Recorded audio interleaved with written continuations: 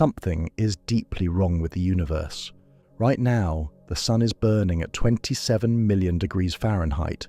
It is a nuclear furnace so violent, so incomprehensibly hot, that a single second of its energy could power all of human civilization for the next 600,000 years.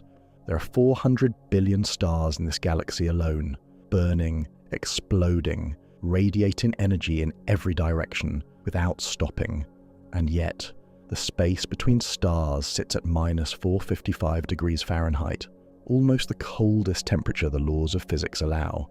How is the universe full of fire and still somehow absolutely horrifyingly cold? The answer isn't what you think, and once you understand it, you'll never look at sunlight the same way again. And it starts with one simple mistake almost everyone makes. Now get yourself comfortable, hit subscribe, we begin. Before we can understand why space is cold, we need to understand what cold actually means. Not in the everyday sense, not put on a jacket cold, but in the precise physical sense. The sense that will unlock the answer to our central question. Temperature is not a substance. Cold is not a substance either. Neither one flows from place to place or gathers in corners. What we call temperature is a measurement of motion. Specifically, the motion of atoms and molecules, the tiny particles that make up every object around you. Right now, the atoms inside the chair beneath you are vibrating. The atoms in the air around you are moving, colliding with each other billions of times per second, bouncing off surfaces, careening through the room in every direction. You cannot feel any individual collision. The scale is unimaginably small, but the motion is relentless, constant, and present everywhere matter exists. When a substance is hot, its atoms move fast, slamming into each other with tremendous energy, ricocheting at high speed. Touch a hot pan and those fast-moving atoms crash into the slower atoms in your fingertip, transferring their motion into your skin. That collision, repeated across millions of atoms in a fraction of a second, is what heat feels like. When a substance is cold, those same atoms have slowed. Touch a metal railing on a winter morning, and it pulls warmth from your hand. Not because the metal injects cold into you, but because its sluggish atoms absorb the faster motion from yours, drawing your energy away and leaving your hand chilled. And there is a limit to how slow atoms can get. That limit has a name: absolute zero. NIST, the National Institute of Standards and Technology, defines it precisely as minus 459.67 degrees Fahrenheit, minus 273.15 degrees Celsius. Below that threshold, nothing goes. At absolute zero, atomic motion reaches its theoretical minimum. Not fully stopped, the laws of quantum mechanics prevent perfect stillness, but reduced to the point where no further energy can be extracted from the system. The floor of all possible cold. Nobody has ever reached it. The closest any laboratory has come was at NIST itself, where scientists cooled a small sample of matter to within billionths of a degree of absolute zero, a feat requiring equipment the size of entire rooms and years of painstaking work. The floor has been approached. It has never been touched. Deep space sits at about 2.7 Kelvin, minus 454.8 degrees Fahrenheit, 2.7 degrees above that unreachable floor. To feel what that means, the coldest temperature ever naturally recorded on Earth's surface was minus 129 degrees Fahrenheit, measured in Antarctica in 1983. Deep space is more than 3 times colder than that. Antarctica, by comparison, almost feels hospitable. Here is where most intuition quietly breaks down. When we hear that space is cold, most of us form a mental image without noticing we are doing it. Something like stepping into a vast, dark freezer. Cold pressing in from all directions. A chill in the emptiness surrounding the body. But that image is wrong. And carrying it forward is precisely why the central question seems so confusing. Space is not filled with cold air. Space is not filled with anything. Consider a single cubic centimetre of air at sea level, a space about the size of a sugar cube sitting in the palm of your hand. Inside that volume, roughly 27 million trillion, molecules are packed and moving. That is the density of every breath you have ever taken. Go higher in the atmosphere and that number drops. Climb above most of the atmosphere and it drops further. Step into the space between planets in our solar system, and a cubic centimetre might contain a handful of particles at most. Step into the deep void between galaxies, and a full cubic metre of space might hold a single atom, if you are fortunate. From 27 million trillion molecules packed into a tiny sugar cube, down to a single lonely atom in an entire cubic metre. That is not empty in the way a clean room is empty, or a quiet field at midnight is empty.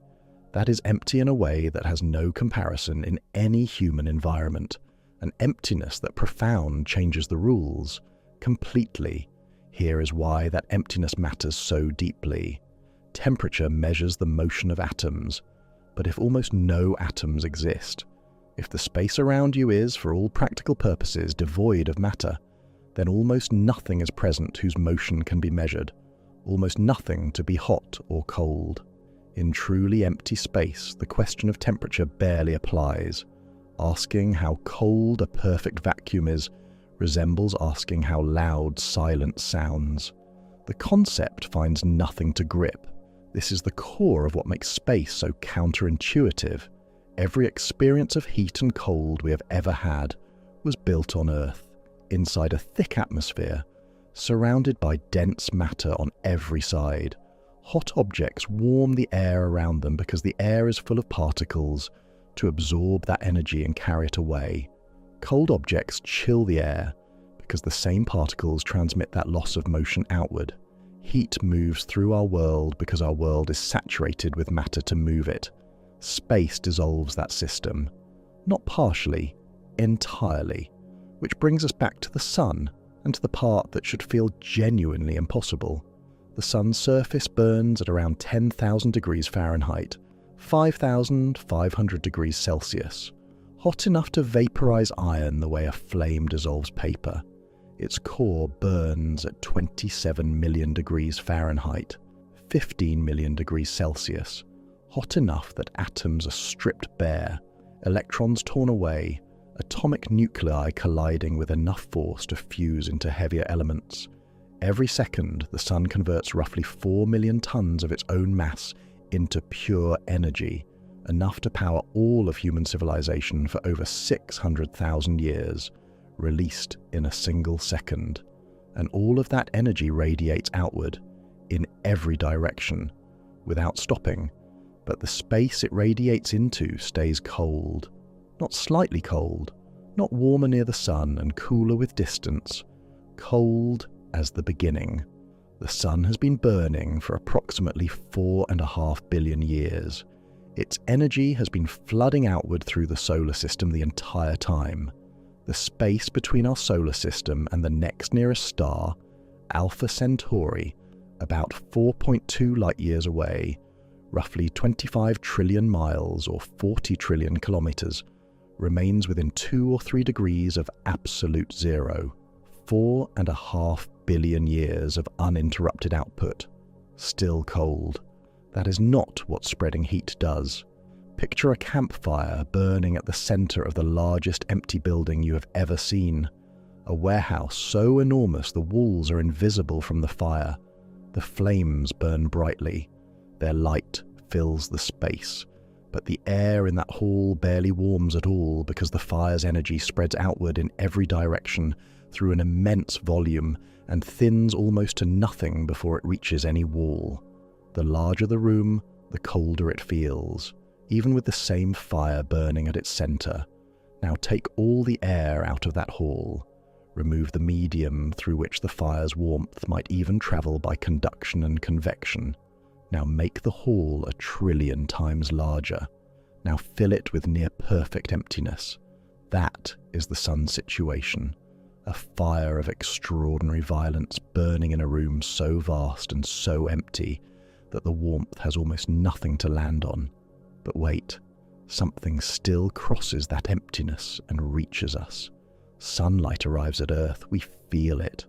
On any clear afternoon, you can feel the sun's heat on your skin from 93 million miles away, 150 million kilometers away. Something is carrying energy across that near-perfect void. Something is making the crossing without needing a medium to carry it. That something is radiation, electromagnetic radiation, light in all its forms. Radiation is unlike the two other ways heat can travel. Conduction moves heat through direct contact, atom pressing against atom, the way warmth travels down a metal spoon left in hot soup. Convection carries heat through moving fluids or gases, the way a warm ocean current pulls tropical heat toward colder shores, or the way rising warm air lifts heat away from a sun-baked road. Both of those methods need matter. They require particles that can touch each other, transfer motion, and physically move from place to place. Radiation needs none of that. Electromagnetic radiation, sunlight, moves as waves of energy through empty space at the speed of light, 186,000 miles per second, 299,000 kilometers per second. At that speed, light from the sun crosses the entire distance to Earth in about 8 minutes. No air required, no particles, no medium of any kind. Pure energy, moving through pure emptiness. And this is where the crucial distinction lives, the one that answers the question, and that almost nobody has been pushed to notice. Radiation traveling through empty space and radiation warming something are two entirely different events. When sunlight streams outward from the sun, it moves through the near vacuum of the solar system, and that near vacuum is not warmed by it. The photons, the individual packets of light energy, stream through space, interacting with almost nothing along the way. They do not heat the emptiness they move through. They pass through it. They simply travel, unchanged and unabsorbed, until they encounter something with matter enough to receive them. Only when a photon strikes something, a planet's atmosphere, a rock surface, a spacecraft's hull, your skin, does its energy transfer into heat. Only at the moment of contact does radiation become warmth. The space between the source and the surface remains untouched the entire way. Picture rainfall crossing a desert. The rain falls through air that barely becomes wet. The water does not warm or soak the air it passes through. Only the ground where the rain finally arrives receives it. Space is the air in that image, vast, nearly empty, passed through completely but not changed. The energy falls through it and leaves no trace until it strikes something solid. So, the vacuum is the key. Space is cold, not because it holds something cold, but because it holds almost nothing at all. Temperature belongs to matter, to particles, to atoms and molecules in motion. Radiation crosses the emptiness between stars without warming it. The sun pours extraordinary energy outward in every direction, and the overwhelming majority of that energy travels through space that contains almost nothing to absorb it. The coldness of space is not the sun failing to fill it. The coldness of space is what emptiness does to energy that has almost nowhere to land. We were not asking why space is cold. We were, without realizing it, asking why heat cannot fill an absence. And the answer is that nothing can fill an absence, not even the sustained fury of a star. But this answer opens a deeper problem. If radiation crosses empty space without warming it, how does any world hold on to warmth at all? The sun pours energy across 93 million miles of near vacuum, and that energy still arrives at Earth with enough force to drive weather systems, keep oceans liquid, and make complex life possible. Yet the moon orbits at almost the same distance. It receives almost the same sunlight, and it swings between temperatures hot enough to melt lead on its sunlit side, and cold enough to make Antarctica seem warm on its dark side, sometimes within a few kilometers of each other, on the same rock, at the same moment. Same star, same radiation, same empty space between. One world alive, one world a wasteland of extremes. That difference is not random. Understanding it means looking carefully at what actually happens when radiation finally does land on something, and why some surfaces hold that energy and others let it vanish almost instantly back into the dark. Radiation crosses 93 million miles, 150 million kilometers of near vacuum and arrives at Earth with enough energy to power storms, warm oceans, and sustain life. But that same radiation leaves the space it crosses entirely unchanged. Cold, dark, essentially untouched. And that contrast creates a problem that still feels unresolved.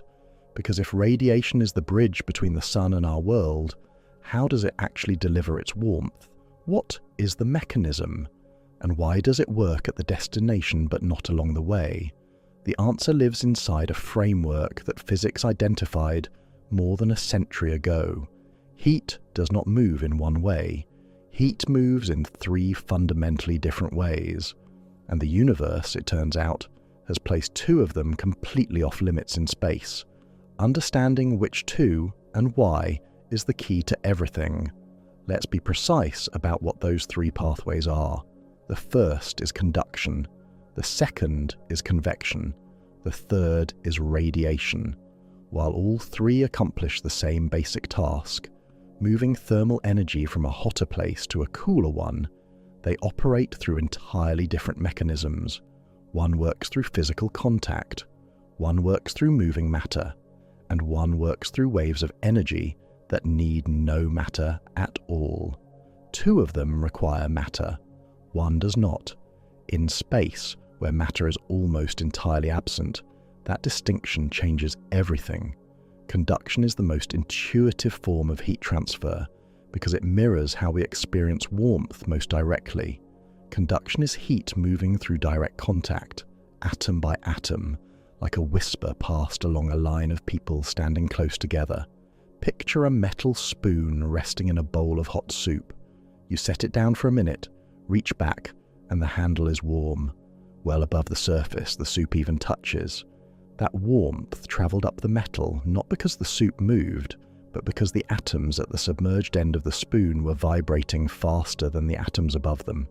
Each fast-moving atom collided with its neighbour and transferred some of its motion upward.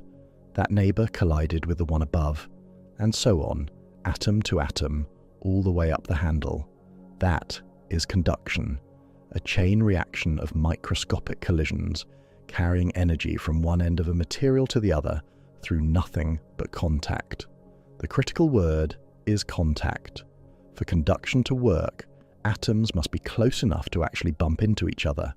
In solid materials, they are packed together densely enough that this process moves quickly.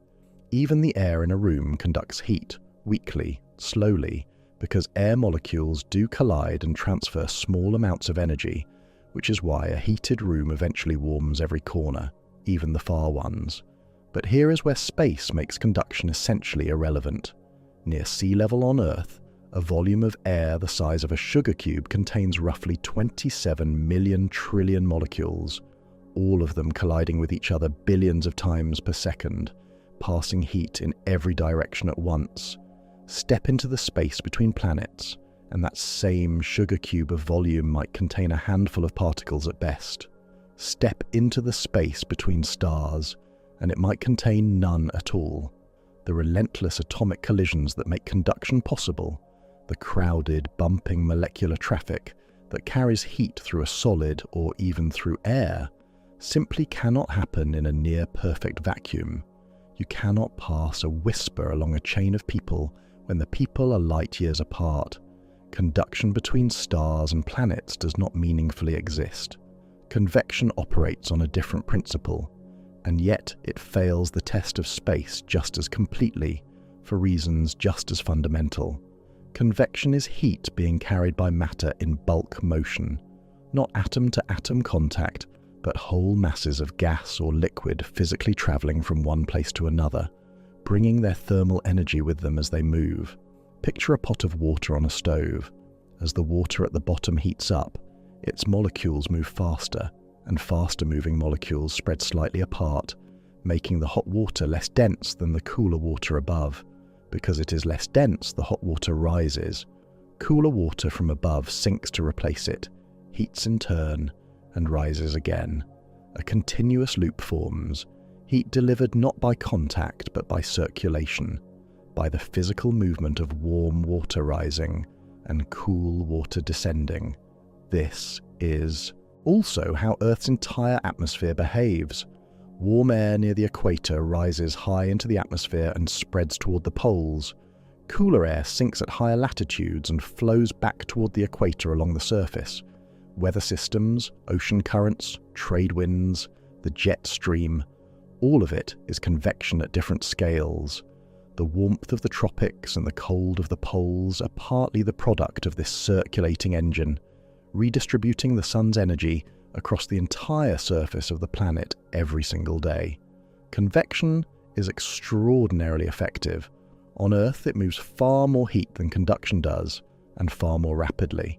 The atmosphere uses it to buffer temperature swings that would otherwise make most of the planet uninhabitable. But convection has a requirement, an absolute requirement: fluid, gas, matter dense enough to flow in bulk currents. Convection cannot operate unless there are enough particles to form those currents, to rise and fall together, to carry thermal energy physically from one place to another. Space, with its near-perfect emptiness, offers nothing of the kind. The solar wind does exist, a thin stream of charged particles flowing outward from the sun at roughly 1 million miles per hour, about 1.6 million kilometers per hour. But calling it a fluid requires a very generous interpretation of the word. Near Earth's orbit, the solar wind contains only around 5 to 10 particles per cubic centimeter. Compare that again to the 27 million trillion molecules in that same volume of sea level air. The solar wind is not a river. It is barely a suggestion. It carries energy as a stream of fast-moving particles, but nothing about it resembles the circulating fluid medium that convection requires. 2 mechanisms down, 1 left. Radiation is the mechanism that survives space. Not merely survives, thrives in it, because radiation does not require matter to travel through. Radiation moves as waves of electromagnetic energy, and electromagnetic waves are unlike atoms or fluids in one fundamental way: they need nothing to carry them. Think of the surface of a still pond when a stone breaks the water. Ripples spread outward in every direction, not because water molecules race across the pond, but because a wave pattern propagates through the water. The water itself barely moves at all. Now imagine a wave that does not need the water, a wave that carries its pattern of energy through the complete absence of anything. That is electromagnetic radiation. It is the universe's only mechanism for sending energy through true emptiness. NASA confirms that the sun radiates energy across the full extent of the electromagnetic spectrum, the entire range of energies that electromagnetic waves can carry. At the highest energies, gamma rays and X-rays. Above what the eye can see, ultraviolet light, the narrow band our eyes evolved to detect, visible light. Below visible, felt as warmth on the skin, infrared radiation, and at the lowest energies, microwaves and radio waves. Every one of those forms is the same fundamental phenomenon: electromagnetic energy moving through space at the same speed. Only the wavelength differs, and the speed is extraordinary. All electromagnetic radiation travels through a vacuum at 186,000 miles per second, approximately 299,000 kilometers per second. At that speed, in a single second, light could circle the entire Earth more than 7 times. Not 7 times per minute, per second. Every second without slowing. Across the average 93 million miles, 150 million kilometers, separating the Sun from Earth, that speed means sunlight makes the full crossing in approximately 8 minutes and 20 seconds. 8 minutes and 20 seconds to cross 93 million miles.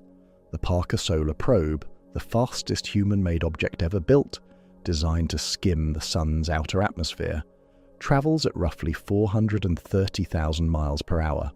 That is genuinely extraordinary by any human standard. At that speed, crossing the distance from the Sun to Earth would still take nearly 9 days. Sunlight makes the same crossing before most people finish their first cup of coffee in the morning. This is the speed of the universe's only available postal service across the void. But here is the point that must not be rushed past. The distinction that resolves the central paradox. Radiation crosses empty space. Warming it and crossing it are not the same event.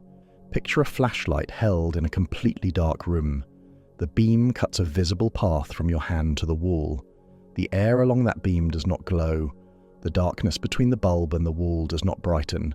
The air the beam passes through absorbs almost none of it, because air molecules are sparse enough and mostly transparent enough that photons sail past them without significant interaction. Only when the beam strikes the wall does something happen. The photons, individual packets of electromagnetic energy, collide with atoms in the wall, transfer their energy, and produce warmth. The wall changes. The path the beam took does not. This is precisely what radiation does in space, at planetary scale, across 93 million miles between the surface of the Sun and the surface of the Earth. Photons pour outward from the Sun in every direction at the speed of light. They travel through regions of space containing a handful of atoms per cubic centimetre, and those atoms absorb almost nothing because so few of them exist, and each presents an almost vanishingly small target for passing photons. The photons continue, unchanged. The space they traverse remains cold. Only when those photons finally reach something, a planet's surface, a moon's rock, a spacecraft's hull, a grain of interstellar dust, does their energy transfer into heat. Only at that collision, that moment of photon meeting atom, does radiation become warmth. This is why Earth warms. This is why the space between Earth and the Sun does not. Earth presents matter, billions of tons of rock, ocean and atmosphere, each square metre of it a dense target for arriving photons. The space between presents almost none. No conduction. The atoms are too far apart. No convection. No medium exists to carry heat. Only radiation. And radiation heats only what it touches, not the space it crosses, never the space it crosses. That single fact, held in its full weight, explains why space sits barely above absolute zero, while the Sun burns at 10,000 degrees at its visible surface. The energy pouring outward is genuine. The radiation crossing the void is real. But a destination must exist before warmth can land. Space has no destination.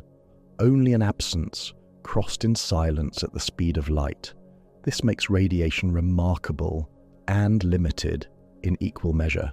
Remarkable because it is the only form of heat transfer that can operate across a near-perfect vacuum. Conduction and convection are eliminated entirely. Radiation is the only bridge between every star and every world orbiting one.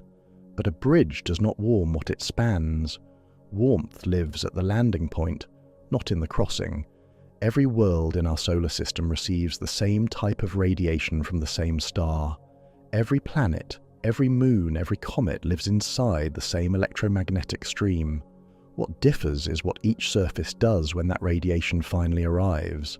How much it absorbs, how much it reflects, how quickly it re-radiates the absorbed energy back into space, whether an atmosphere exists to hold that energy in place, or whether the surface has nothing overhead to slow its escape. The Moon and Earth receive nearly the same solar energy per square metre of sunlit surface. One world sustains complex life across 400 million years of continuous history. The other swings between temperatures that would kill any known organism within hours, sometimes both extremes existing at the same moment, on opposite sides of the same rock face. The radiation falling on both is nearly identical. Everything else about how each world handles that radiation is not. So radiation is the mechanism, the one surviving bridge across the void. But understanding the delivery system opens a deeper question, one we have not yet asked.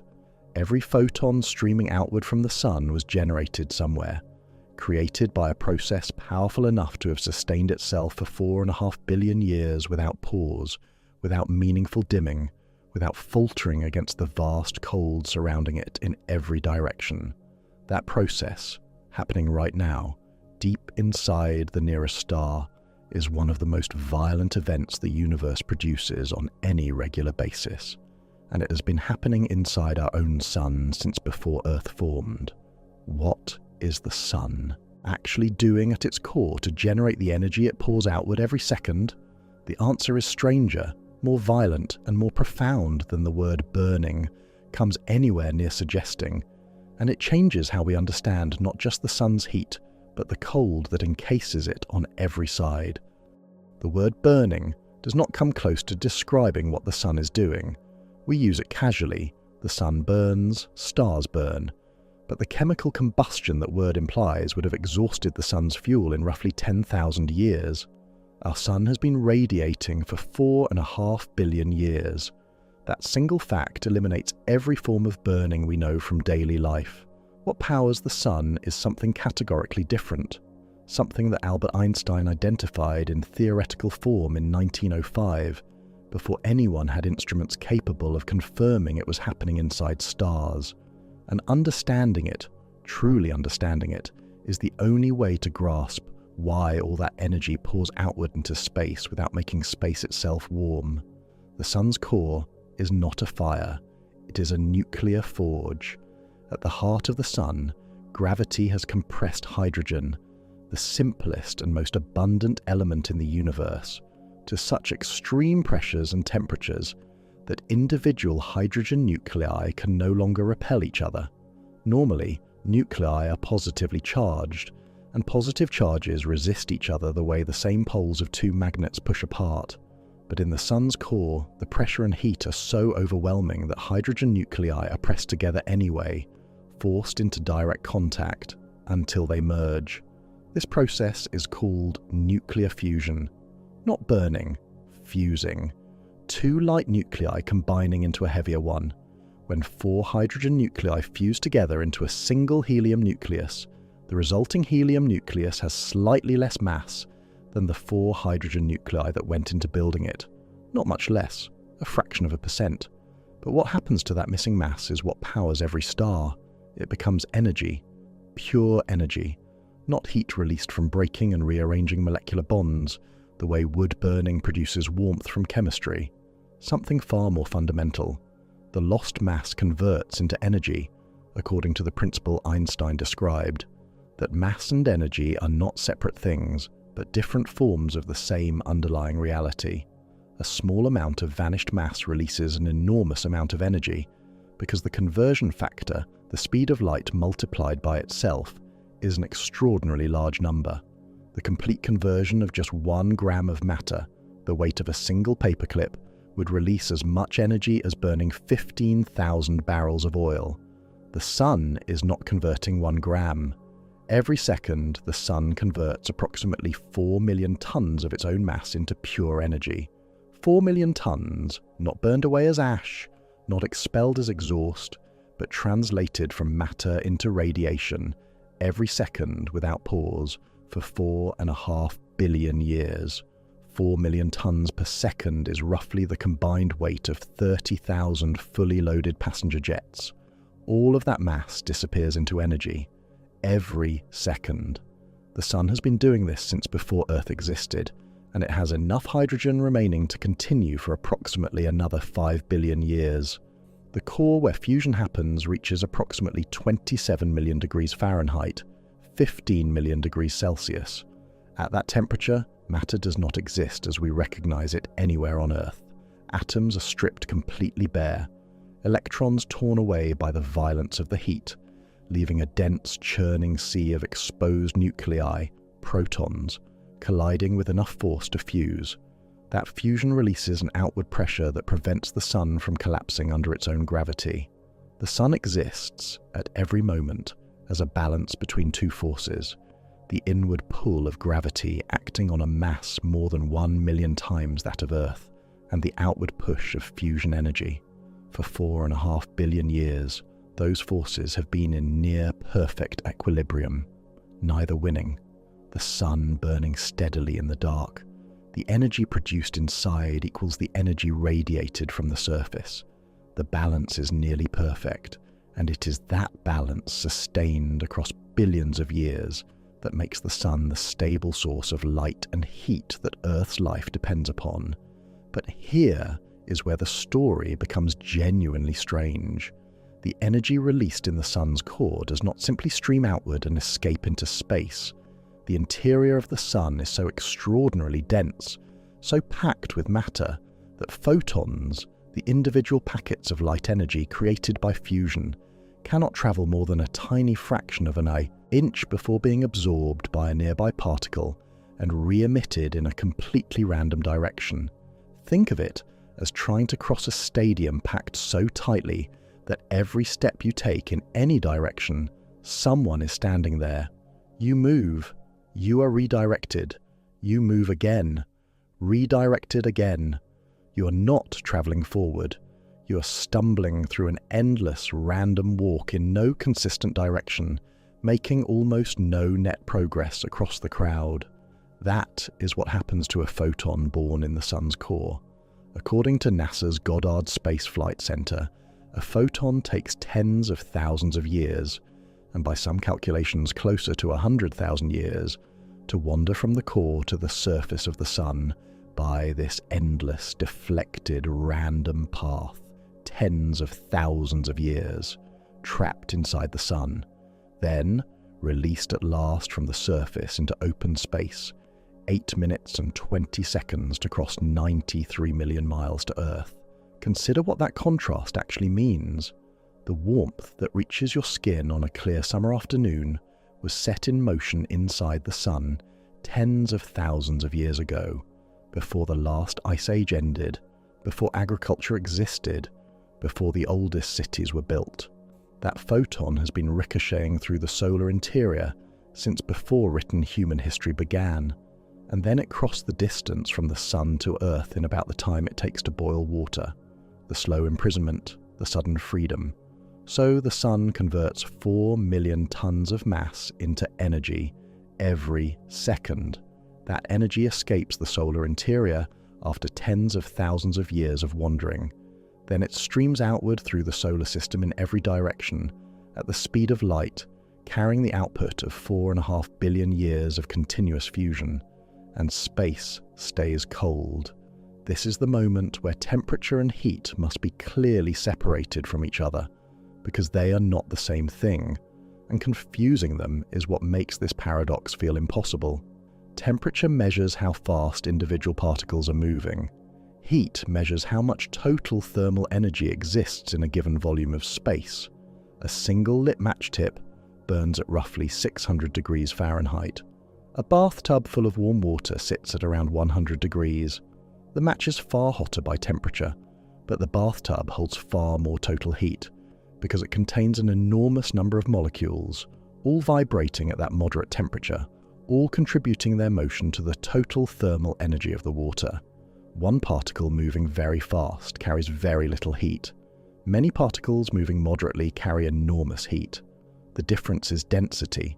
The solar wind streams outward from the sun through the entire solar system, a continuous flow of charged particles, mostly protons and electrons, blown from the sun's outer atmosphere.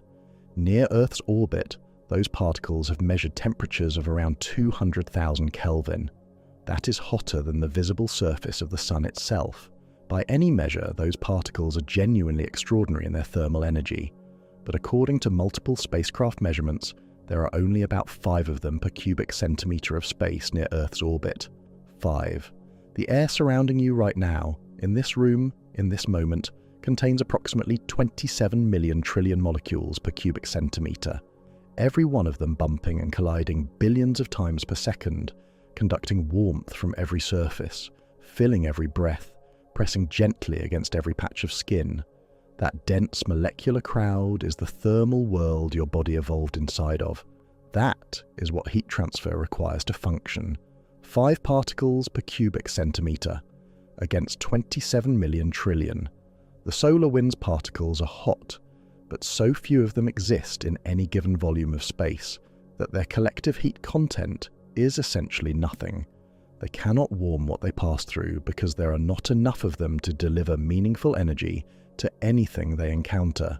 And sunlight, electromagnetic radiation, as we have established, passes through empty space without depositing any energy until it finds matter willing to absorb it. Between the Sun and Earth, almost no matter exists, so almost no energy deposits. The photons travel. They arrive at the surface of planets, moons, spacecraft, and grains of dust. They deposit their energy there, but the vast majority of space they cross on the way, the overwhelming fraction of the solar system's volume, absorbs almost nothing. Hot particles, vanishingly few, a vacuum crossed by photons that warm only what they touch, almost nothing to touch, almost no warmth. That is why space near a blazing star is still essentially frozen. The complete picture now comes into focus, and it is more elegant than any simple answer. The Sun converts 4 million tons of mass into pure energy every second. That energy spends tens of thousands of years struggling outward through the dense solar interior, deflected endlessly by packed matter.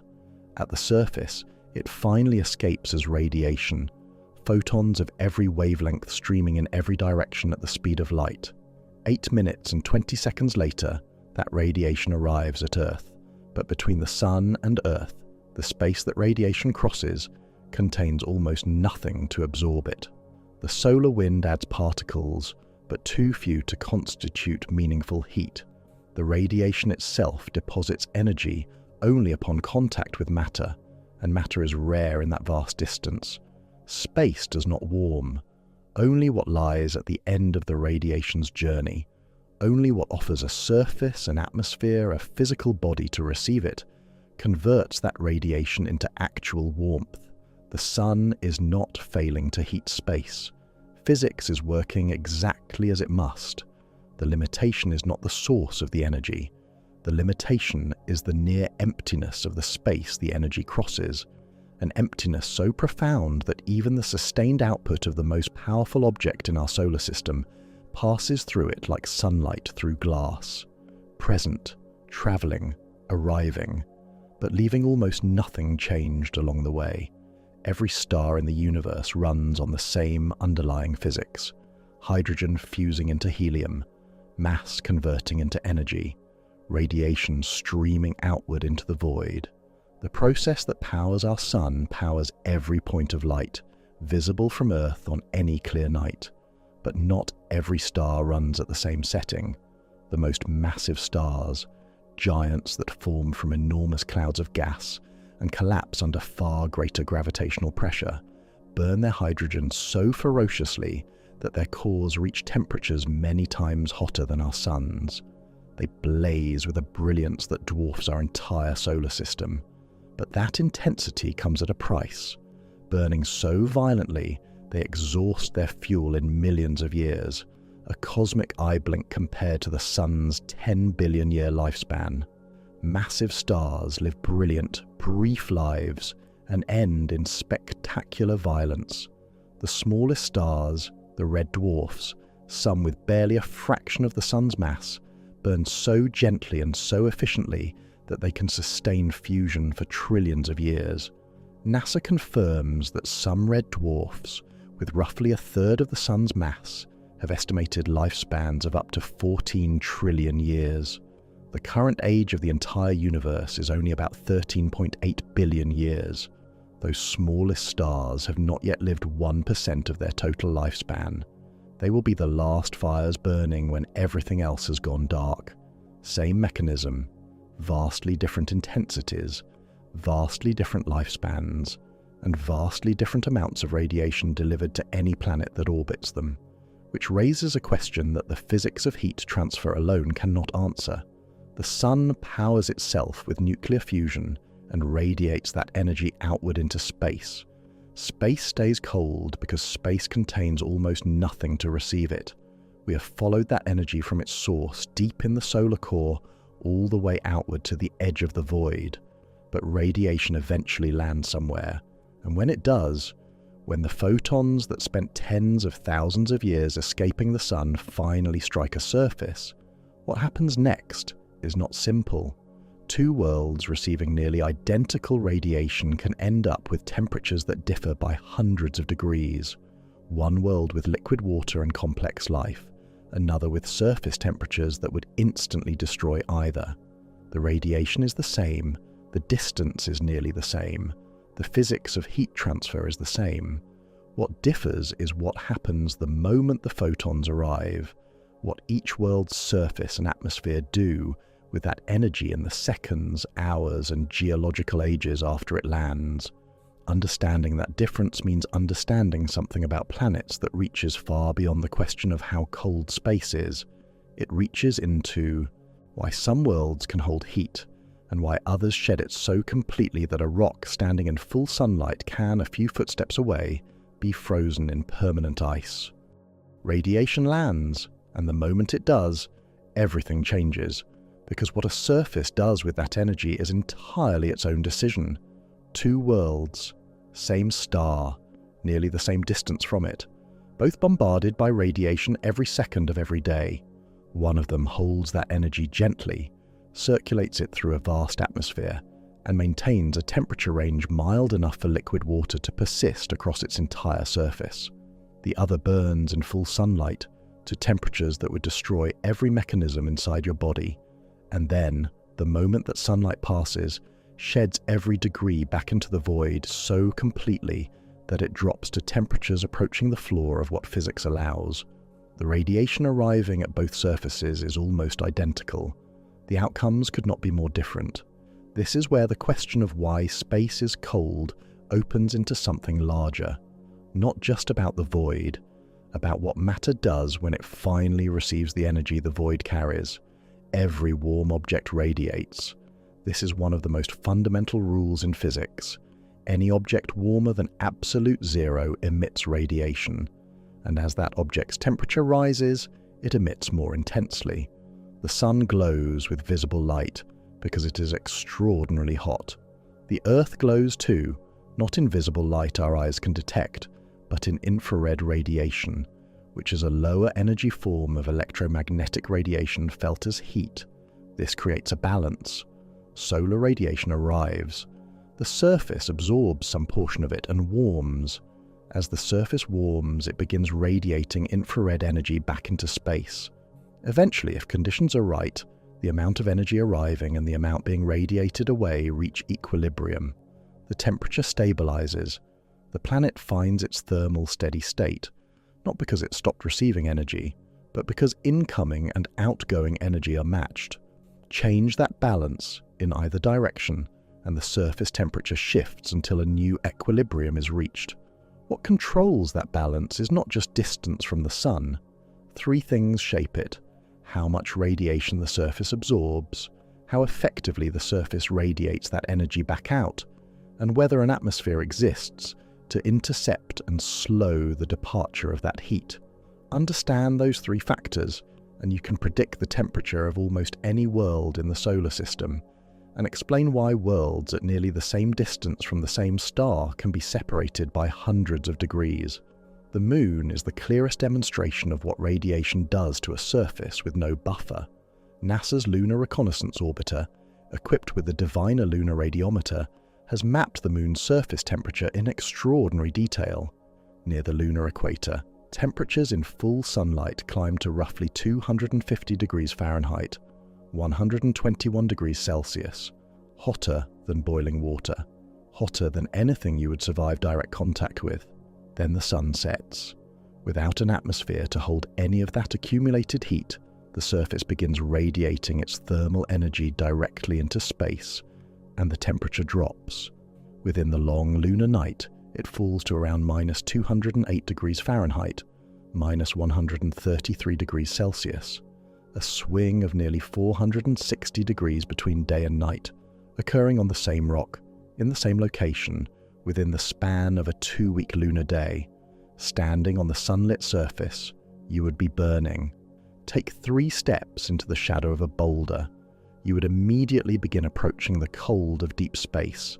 This is what happens without an atmosphere, No buffer, no circulation, no redistribution.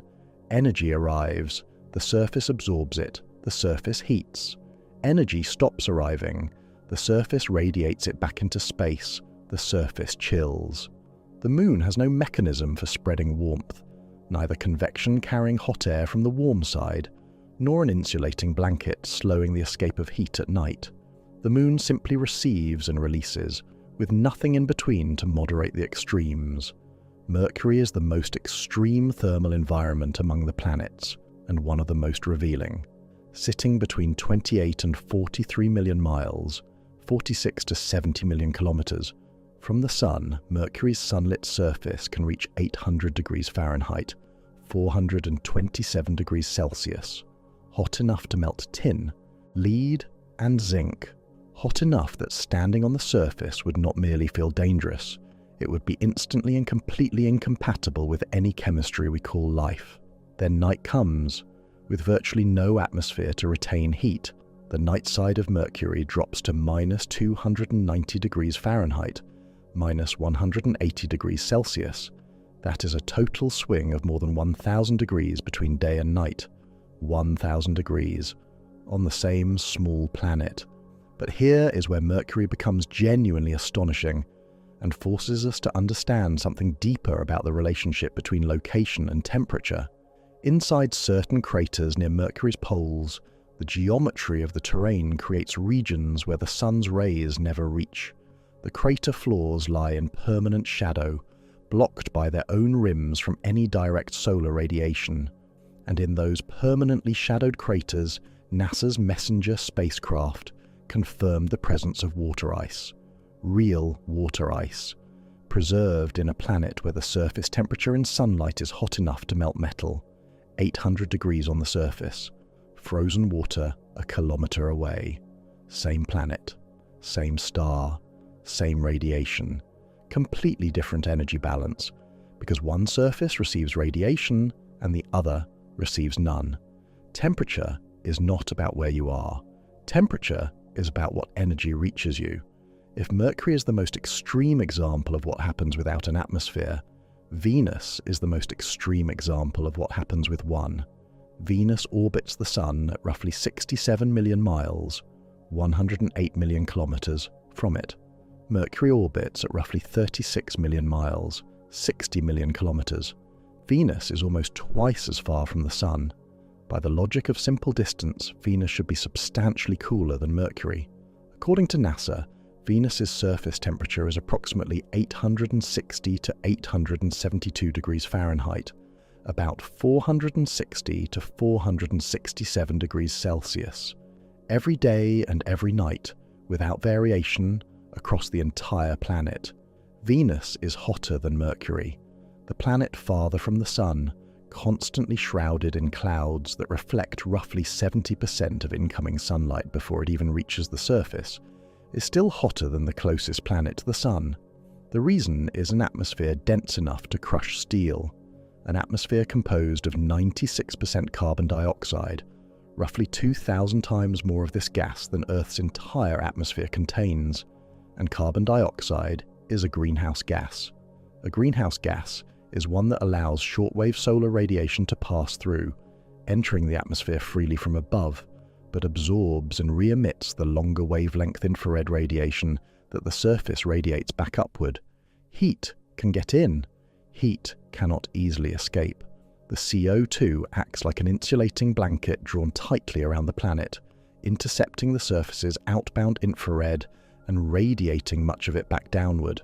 On Earth, the greenhouse effect of CO2, water vapor, and methane keeps our surface roughly 60 degrees Fahrenheit, 33 degrees Celsius, warmer than it would otherwise be.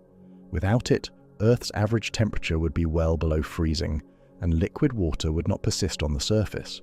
On Venus, the same effect has run entirely out of control. The atmosphere is so dense, the CO2 concentration so extreme, that virtually no infrared escapes. The surface keeps warming. The CO2 traps more heat. The surface warms further. The cycle completes itself with no natural break, what scientists call a runaway greenhouse effect. The result is a surface temperature maintained uniformly across the entire planet, day and night, at temperatures hot enough to melt lead. Earth sits in the balance between these two extremes, and it is a remarkably narrow balance. Our atmosphere is thick enough to moderate temperature swings, distribute heat through convection, and trap enough infrared to keep liquid water on the surface. At the same time, it is transparent enough that excess heat can radiate back into space, preventing Venus-like runaway warming. Earth continuously radiates infrared energy into space. The balance between incoming solar radiation and outgoing infrared is what sets Earth's average surface temperature. But here is the thing most people misunderstand about Earth's energy: balance. The surface itself plays a critical role, not just passively but actively. Different surfaces reflect different fractions of incoming sunlight back into space before it can even become heat. This reflectivity has a name: albedo. It is the fraction of solar energy a surface bounces back rather than absorbs. Fresh snow has an albedo of around 80 to 90%, meaning that when sunlight strikes a snow-covered surface, only 10 to 20% of its energy is absorbed. The rest is reflected directly back into space without ever warming anything. The open ocean, by contrast, has an albedo of only about 6%, absorbing more than 90% of incoming sunlight. The same amount of solar energy lands on both surfaces. The ocean absorbs almost all of it. The snow reflects almost all of it. The temperature difference that follows is not subtle. This albedo difference creates one of the most consequential feedback mechanisms in Earth's climate system. When global temperatures rise slightly and some ice melts, the bright reflective surface it occupied is replaced by darker ocean or land. That darker surface absorbs more sunlight. More absorbed sunlight warms the surrounding region. More warming melts more ice. More melted ice exposes more dark ocean. More dark ocean absorbs more sunlight. Each cycle amplifies the previous one. Temperature rises. Ice retreats. Absorption increases. More absorption, more warmth, more melting. Faster. Scientists call this a positive feedback, not because the consequence is beneficial, but because the process reinforces itself, producing a self-amplifying response to an initial change. NASA's climate monitoring instruments have documented this feedback operating in the Arctic, where the rate of surface darkening from retreating sea ice has been measured to be accelerating. The ice albedo feedback demonstrates something that the Moon and Mercury could not alone: that a planet's temperature is not simply a function of how much radiation it receives. The internal character of the surface, what it reflects, what it absorbs, and how those properties change as conditions shift, feeds directly back into the temperature itself. A planet's thermal state is a living system, not a fixed measurement. Distance from the Sun does not determine temperature alone. This becomes undeniable when we consider Neptune. Neptune orbits the Sun at roughly 2.8 billion miles, 4.5 billion kilometers, from it. At that distance, sunlight arrives with less than 1/900th of the intensity it has at Earth. Neptune receives a tiny fraction of the solar energy our planet does, and yet NASA's Jet Propulsion Laboratory confirmed through measurements that Neptune radiates approximately 2.6 times as much energy as it receives from the Sun. The planet is generating more thermal energy from within than it receives from a star sitting billions of miles away at the very center of our system. The source is internal heat.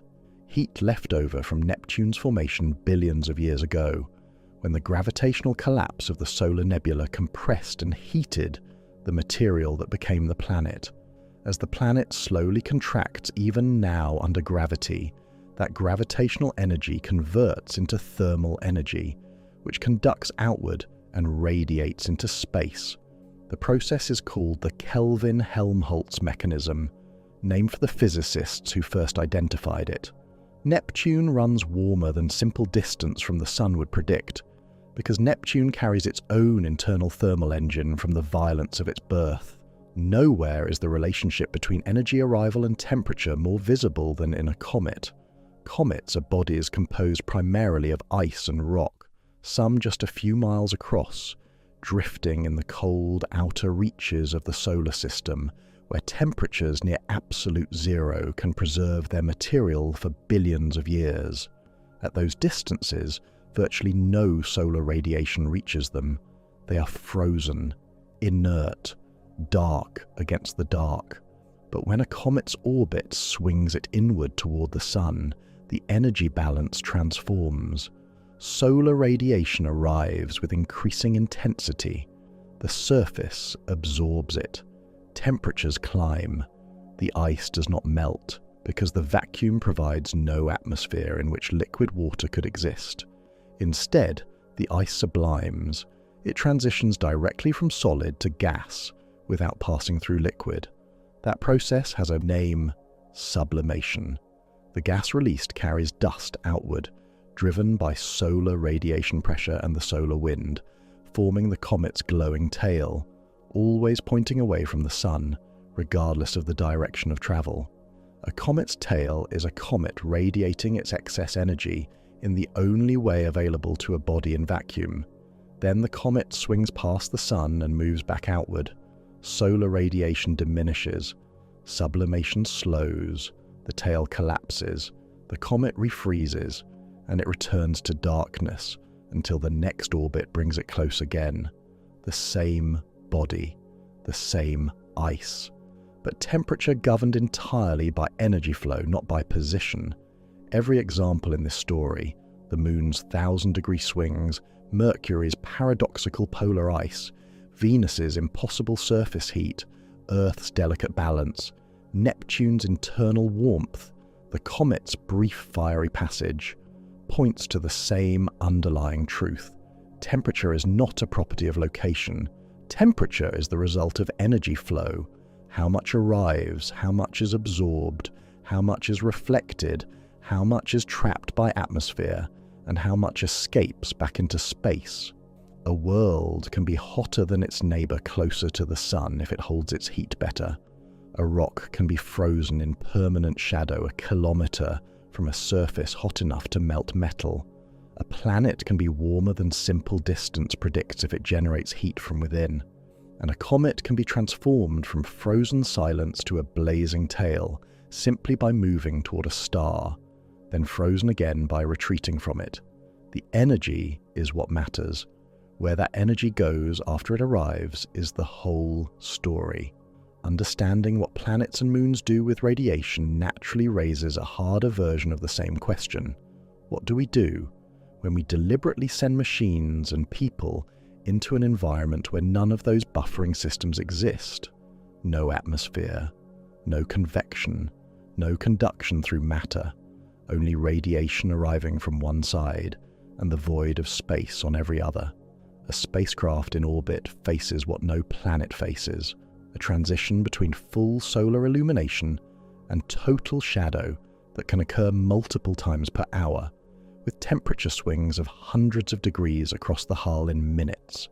The engineering required to survive those conditions, without an atmosphere to moderate them, without oceans to absorb excess heat, without ice or snow to reflect what isn't needed. That engineering is one of the most demanding problems humanity has ever attempted to solve, and the solutions reveal, more clearly than any planet's surface, exactly how unforgiving the physics of heat transfer becomes when the buffer of a world is removed. Every principle of heat transfer we have examined across this entire journey, the absence of conduction through vacuum, the impossibility of convection without matter, the merciless arithmetic of radiation, converges in spacecraft engineering with a single, stark consequence.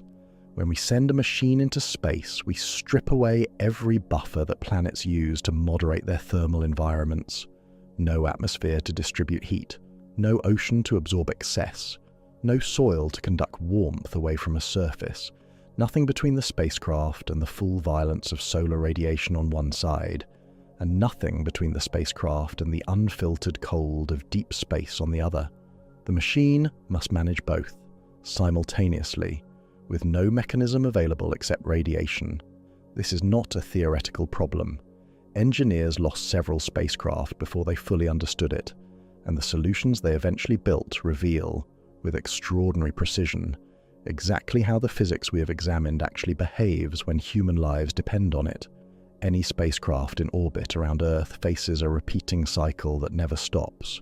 On the sunlit side of each orbit, the spacecraft is bathed in direct solar radiation. No atmosphere filters it. No cloud cover moderates it. The hull absorbs that energy, and its surface temperature can climb to well above 100 degrees Fahrenheit, hot enough that an unprotected hand touching it would burn within seconds. Then the spacecraft passes behind Earth's shadow. Solar radiation cuts off instantly.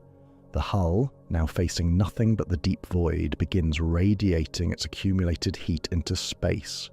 With no conduction path and no surrounding medium to slow the loss, that heat escapes quickly, and the temperature drops sharply.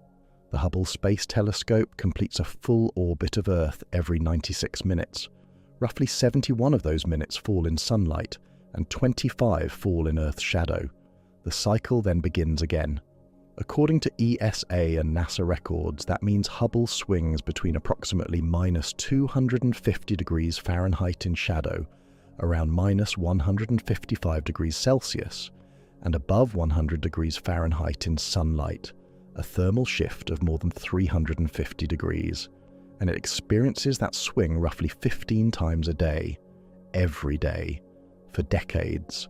The materials holding Hubble's mirror in alignment must survive 30,000 such cycles over their design lifetime, without warping, cracking, or shifting by more than a fraction of a millimeter. A mirror misaligned by even a tiny fraction, a fraction too small to see with the naked eye, would blur every image the telescope ever took. NASA chose a graphite epoxy frame for the optical system for one reason above all others. It is one of the few materials that resist the expansion and contraction those thermal cycles would otherwise cause. A spacesuit is not primarily a pressure garment. The pressure matters, but the thermal system is what keeps a human alive. In open space, an astronaut's suit faces both extremes at once. The side facing the sun absorbs solar radiation and would cook the person inside if left unaddressed. The side in shadow radiates heat into the void and would freeze the same person within minutes. A human body, generating its own metabolic heat through exertion, adds another problem. Too much internal warmth that must go somewhere without convection or conduction to carry it away. NASA's spacesuit addresses each of these problems through a precisely layered system. The outer surface is white, reflective, to bounce away a large fraction of incoming solar radiation before it can become heat. Beneath that, multiple layers of insulating material and aluminized film work as radiation shields, slowing both the entry of solar heat and the escape of body heat. And threaded directly against the astronaut's skin runs a liquid cooling and ventilation garment, a tight mesh of tubes carrying chilled water in a closed loop. Water absorbs the astronaut's body heat, carries it to a heat exchanger, and that heat is then expelled through the suit's life support backpack. Without the reflective outer layers, the sunlit side of the suit would overheat to dangerous temperatures. Without the liquid cooling, the astronaut's own metabolic heat would build up with nowhere to go. Without the insulation, the shadowed side would bleed warmth into the void. All three systems must operate simultaneously. Fail any one of them, and the margin for survival collapses in minutes. Most spacecraft are wrapped in what engineers call multi-layer insulation, those distinctive gold or silver blankets visible on virtually every spacecraft photograph. They look like emergency foil wrapping. Their function is considerably more sophisticated. Multi-layer insulation does not work the way household insulation does. It does not trap heat by reducing air movement, because there is no air. Instead, it works entirely through the physics of radiation control. Each layer is a thin sheet of plastic film, usually a material called kapton, coated with aluminum or gold on one or both surfaces. The metallic coating is highly reflective, bouncing away most incoming solar and infrared radiation rather than absorbing it. The multiple layers are separated by tiny spacers that ensure they do not touch each other, because if they did, conduction would allow heat to transfer directly between them. With the layers separated and the spaces between them evacuated of any gas, the only mechanism available for heat to cross from one layer to the next is radiation, and each reflective layer reflects most of that radiation back before it can pass through. The combined effect of many such layers, each reflecting most of the radiation incident upon it, reduces the heat flow through the stack to a tiny fraction of what a single layer would permit. But even multi-layer insulation cannot fully solve the spacecraft thermal problem, because spacecraft and their crews generate heat continuously. Electronics generate heat, experiments generate heat, human metabolism generates heat, and in a vacuum, that heat has no way out except radiation. This is the constraint that defines all spacecraft thermal engineering. In a vacuum, the only mechanism available for expelling waste heat is radiation. You cannot open a window. You cannot use a fan. You cannot rely on a surrounding atmosphere to carry heat away by convection. You must emit infrared radiation into space and hope that space accepts it, which it does, given that space itself sits barely above absolute zero. The International Space Station generates enormous amounts of waste heat. Astronauts' bodies produce it. Electronics produce it. Dozens of experiments running simultaneously produce it. The station's powerful solar arrays convert sunlight to electricity, and every electrical device that runs from that power eventually produces waste heat as a byproduct. NASA's solution for the ISS is a thermal control system that uses circulating water to collect heat from all the station's interior components and equipment. Water loops running through every pressurized module.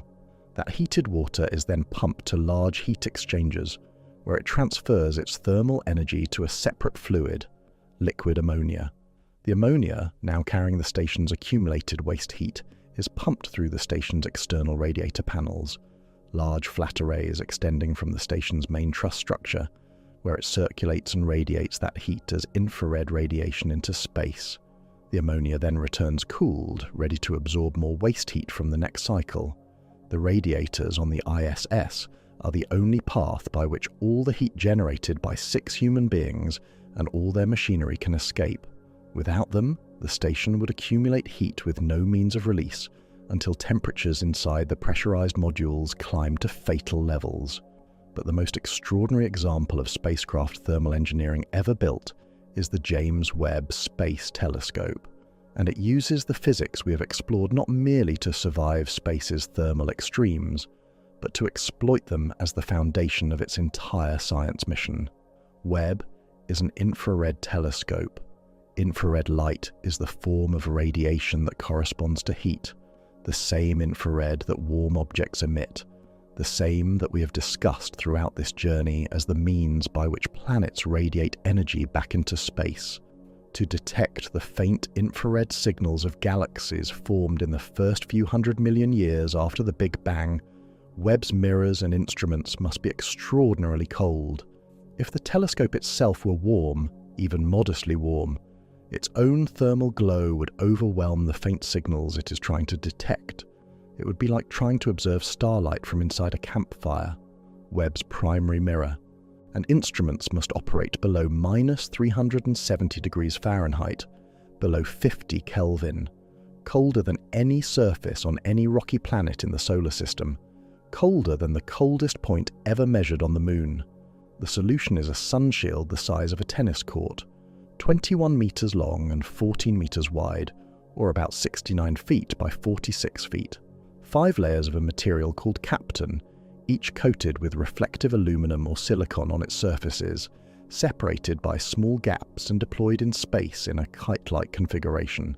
The sunshield positions itself permanently between Webb's mirrors and the Sun, Earth and Moon, 3 of the most powerful sources of radiation in the telescope's environment.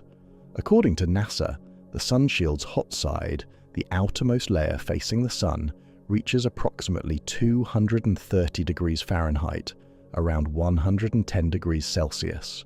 The cold side, just behind the final layer, reaches approximately -394 degrees Fahrenheit, 36 Kelvin.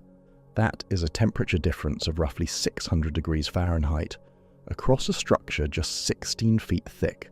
Nothing on Earth produces that kind of temperature gradient in such a small physical distance. The sunshield achieves it by doing exactly what the laws of radiation physics permit. Each layer absorbs some of the radiation it receives and radiates some of that energy from both its surfaces, including back toward the Sun, dropping the temperature progressively from one layer to the next.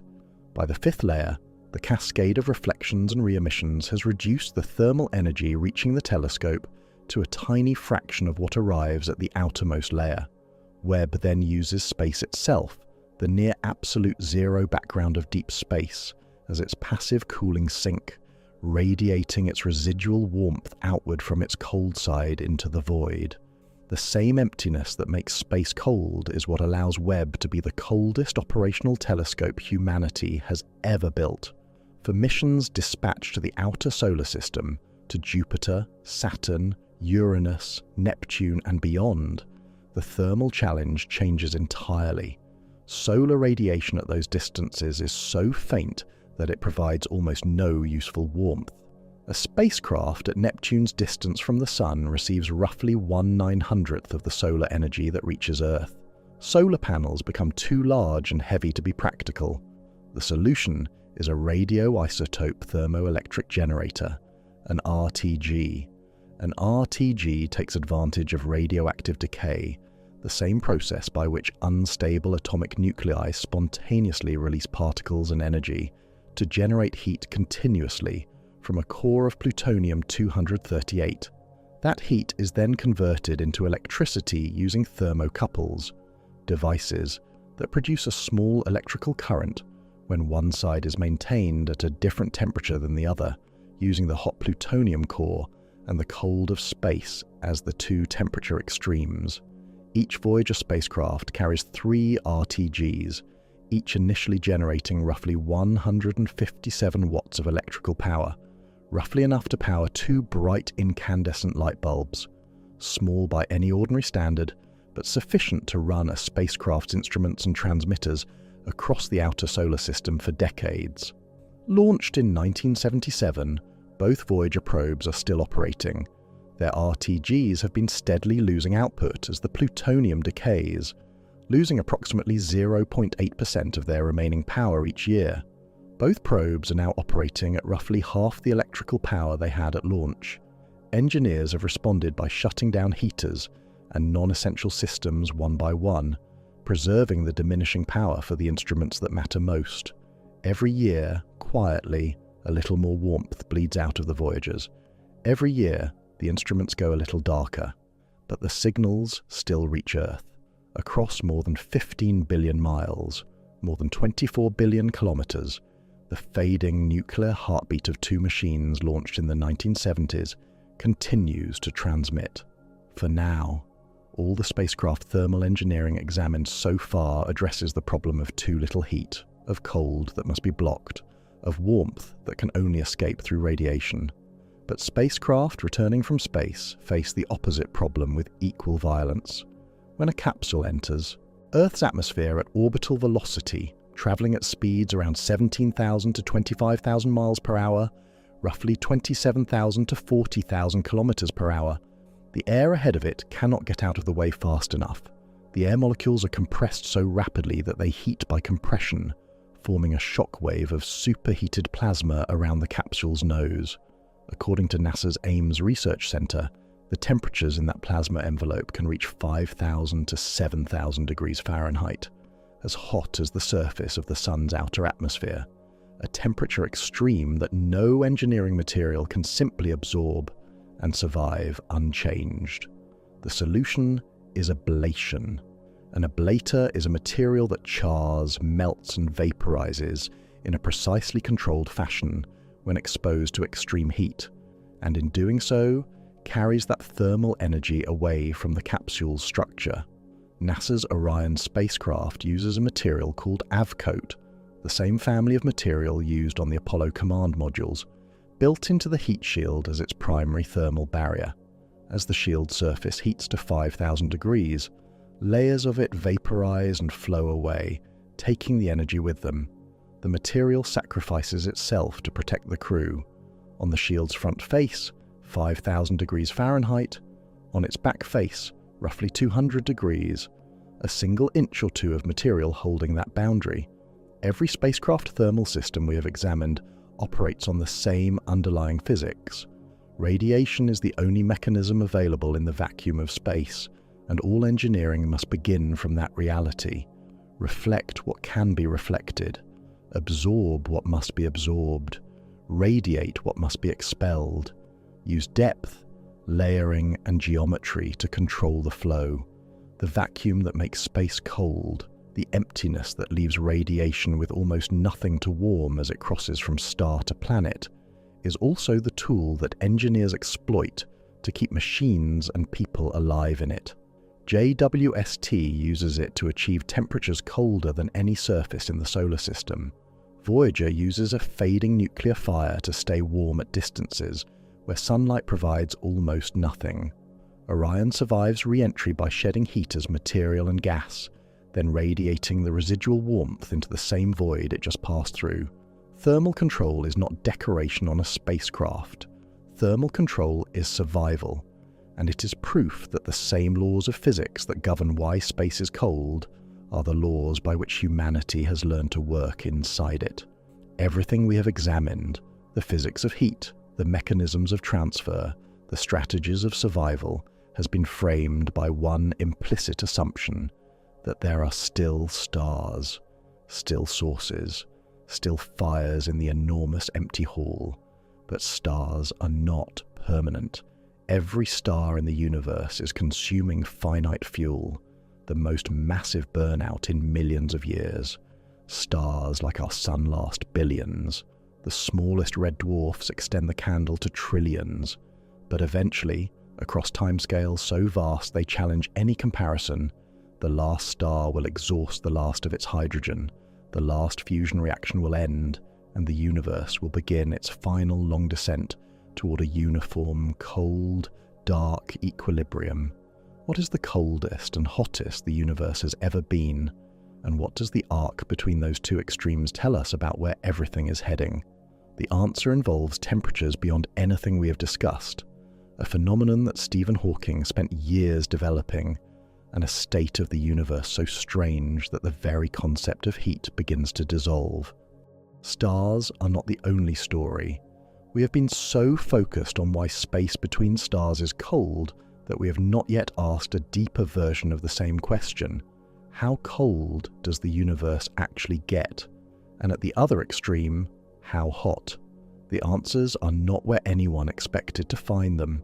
The coldest known natural place in the universe is not in the void between galaxies. The hottest known event in cosmic history was not inside any star. And between those two extremes lies a temperature scale so vast, so asymmetric, and so strange that it forces a complete rethinking of what we mean when we call something hot or cold. The universe is not simply cold. The universe is a spectrum of temperature extremes so wide that our entire human experience, from the deepest Antarctic winter to the interior of a hydrogen bomb, occupies less than a fingerprint's width along it. Before considering the coldest realms, something important needs to be established. Deep space, the vast emptiness between galaxies, is not at absolute zero. We established that much in the beginning of this journey. But the reason it is not at absolute zero is more interesting than simply saying some residual warmth remains. The entire universe is bathed in a faint, nearly uniform glow of radiation, not from any particular star, not from any galaxy, from the Big Bang itself. Roughly 380,000 years after the Big Bang, the universe had cooled enough that electrons were able to combine with protons and form stable hydrogen atoms for the first time. Before that moment, the universe had been a dense, opaque plasma, so packed with charged particles that photons could not travel more than a short distance before being absorbed and re-emitted. Light was trapped, bouncing endlessly through the fog of the young cosmos. When atoms formed, that fog cleared. Photons, enormous numbers of them, were suddenly free to travel unimpeded in every direction, and they have been traveling ever since. For approximately 13.8 billion years, those ancient photons have been crossing the expanding universe, losing energy as the universe stretches the wavelengths of their radiation. Photons that began as intensely hot light, visible and infrared, have been stretched by cosmic expansion into long, gentle microwaves. Arno Penzias and Robert Wilson first detected this faint, pervasive hiss in 1965 at Bell Labs in New Jersey, noticing a mysterious signal arriving equally from every direction of the sky that nothing they tried could eliminate. What they had stumbled upon, without initially recognizing it, was the oldest light in the universe. The still glowing echo of the moment creation became transparent. Today, that glow is measured at precisely 2.725 Kelvin, minus 454.7 degrees Fahrenheit, or minus 270.4 degrees Celsius, barely above absolute zero, but present everywhere, in every direction, permeating every cubic centimeter of space between every galaxy in the observable universe. The cosmic microwave background, the CMB, is not merely a relic. It is the universe's baseline temperature, its permanent, slowly fading warmth. As long as it exists, true absolute zero is unreachable anywhere in the cosmos. And yet something exists that is colder than the background glow of the Big Bang. About 5,000 light-years from Earth, a distance so large that light itself, at 186,000 miles per second, would need 5 millennia to cross it. A dying star is exhaling its final breath into space. The gas it expels is moving outward at extraordinary speed, and as that gas expands rapidly into the surrounding vacuum, it cools the same way gas cools when it rushes out of a pressurized can. Expand a gas fast enough, and it sheds its thermal energy so quickly that its temperature drops below anything the universe naturally produces. This object is called the Boomerang Nebula. Astronomers Raghvendra Sahai and Lars Ackernyman confirmed its temperature in 1995 using the Swedish ESO submillimeter telescope in Chile. What they found was astonishing. The Boomerang Nebula's temperature measures approximately 1 Kelvin, minus 458 degrees Fahrenheit, minus 272 degrees Celsius, 1 degree above absolute zero, colder than the cosmic microwave background, colder than the faint glow left from the Big Bang itself, colder than the baseline temperature of all of empty space. The Boomerang Nebula is, as far as current measurements confirm, the coldest known naturally occurring place in the universe. Think about what that means. The background radiation from the creation of the universe permeates all of space, and this nebula, a cloud of gas expelled from a single dying star, has managed to cool below even that. The universe's own floor temperature is warmer than the Boomerang Nebula. Cold is not only found in dying systems. Some of the coldest regions in the universe are where new things are being born. Spread across galaxies, enormous clouds of gas and dust, molecular clouds, maintain temperatures of roughly 10 to 30 Kelvin, somewhere between minus 440 degrees and minus 405 degrees Fahrenheit. They are cold enough to preserve fragile molecules, chains of carbon and hydrogen, simple organic compounds, water ice, that would be destroyed by any significant radiation, dense enough that the dust within them shields their interiors from the starlight that permeates the surrounding galaxy. In their cold, dark hearts, chemistry happens that could not happen anywhere warmer, and in those cold hearts, gravity accumulates its power. As material slowly drifts and gathers, the cloud's own gravity begins pulling it inward. The key is that the coldness allows this collapse.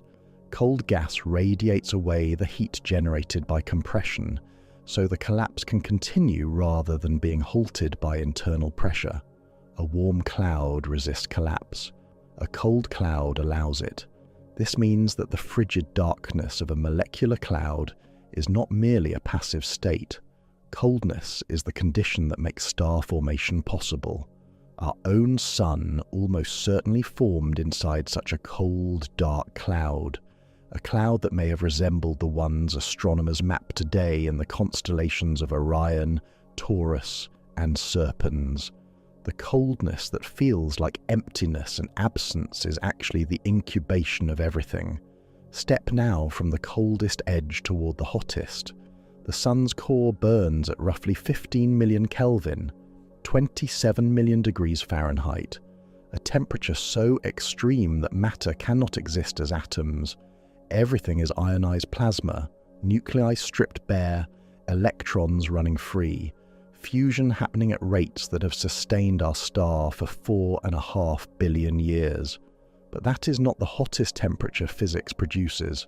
When a massive star, one many times heavier than our Sun, exhausts its nuclear fuel, it collapses in a fraction of a second. The outer layers slam inward, then rebound outward in a catastrophic explosion called a supernova. In the instant of collapse, the core of that dying star reaches temperatures of roughly 100 billion Kelvin, 180 billion degrees Fahrenheit, more than 6,000 times hotter than the Sun's core. Hot enough that matter itself behaves in ways no laboratory on Earth can replicate. In those final seconds, the supernova forges elements.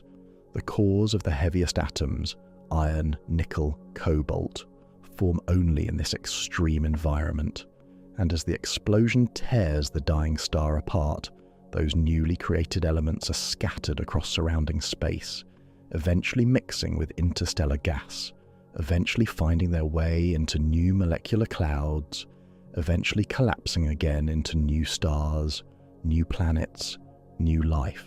The iron in every red blood cell in your body was last inside the core of a massive star that detonated before our solar system existed. The gold in any ring or jewelry nearby was likely forged when two neutron stars collided. Neutron star mergers, temperatures beyond stars. Neutron star collisions, events called kilonovae, represent some of the most extreme temperatures physics produces in the current universe. When two neutron stars collapse stellar corpses so dense that a teaspoon of their material would weigh billions of tons, spiral together and collide, the temperatures reached in the collision zone exceed trillions of Kelvin. Conditions under which even neutron-rich matter is rearranged at the subatomic level, forging the heaviest elements through a process of rapid neutron capture. The strontium detected in the kilonova GW170817, the first neutron star merger confirmed through both gravitational wave, detection and light in August 2017, provided direct observational evidence that elements heavier than iron are produced in these collisions.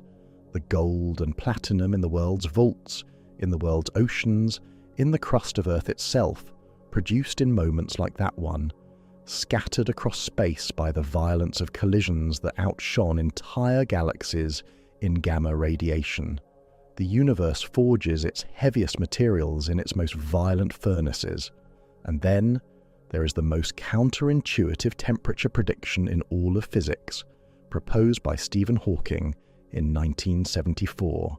Black holes, regions of space where gravity has become so extreme that not even light can escape, are not entirely black. Hawking demonstrated through a remarkable combination of quantum mechanics and general relativity that black holes slowly emit a faint trickle of radiation from just outside their event horizons. The event horizon is the boundary, the point of no return, beyond which nothing escapes. This emission, now called Hawking radiation, means that black holes have a temperature, but the relationship between mass and temperature is inverted in a way that defies every intuition we carry. Larger black holes are colder. A stellar mass black hole, formed from a collapsed star with a mass roughly 10 times that of our Sun, radiates at a Hawking temperature so low it is essentially unmeasurable, far colder than the cosmic microwave background, far colder than the Boomerang Nebula, a temperature in the range of billionths of a single Kelvin. The larger the black hole, the colder it is. A supermassive black hole at the center of a galaxy, millions or billions of solar masses, has a Hawking temperature so vanishingly low that the number is practically meaningless in the context of any physical measurement. Smaller black holes would be hotter. Hypothetical microscopic black holes, if they exist, would radiate intensely, perhaps violently. As a black hole loses mass through radiation, it becomes smaller. As it becomes smaller, it becomes hotter. As it becomes hotter, it radiates faster. A black hole in its final moments of evaporation would be a brief, intense burst of energy at temperatures rivaling the hottest moments of cosmic history. Hot when small, cold when vast. The universe's most extreme objects follow the most reverse temperature rules. All of these extremes exist along a single arc, the arc of the universe cooling from its birth. The Big Bang, the earliest moment from which our current physics allows any description, produced temperatures beyond any comparison in the modern universe. In the first fraction of the first second of time, temperatures exceeded values so extraordinary that the known laws of physics begin to break down in describing them. All fundamental forces were unified. Matter and antimatter existed in near-perfect balance. Everything was energy, heat, and indistinguishable density. Then the universe expanded. Temperatures fell, matter formed. Antimatter annihilated against it. A small excess of matter survived. Atoms formed. Light escaped, galaxies assembled, stars ignited, planets cooled, life emerged. From the hottest event in cosmic history to the nearly frozen background radiation at 2.725 Kelvin, that entire transition is a single story of a universe cooling. Every star you see in the night sky is a local reversal of that trend. A temporary pocket where gravity compressed matter enough to reignite fusion, to push temperatures back up toward those of the early universe, if only in a small volume, for a few billion years. Stars are the universe resisting its own cooling, temporarily, locally, inevitably losing. The universe's temperature extremes span a range so vast that every familiar reference point, body temperature, a house fire, a nuclear explosion, would be invisible on the full scale. From the Boomerang Nebula at 1 Kelvin to the earliest moments of the Big Bang, the universe covers more orders of magnitude in temperature than in any other physical quantity we measure.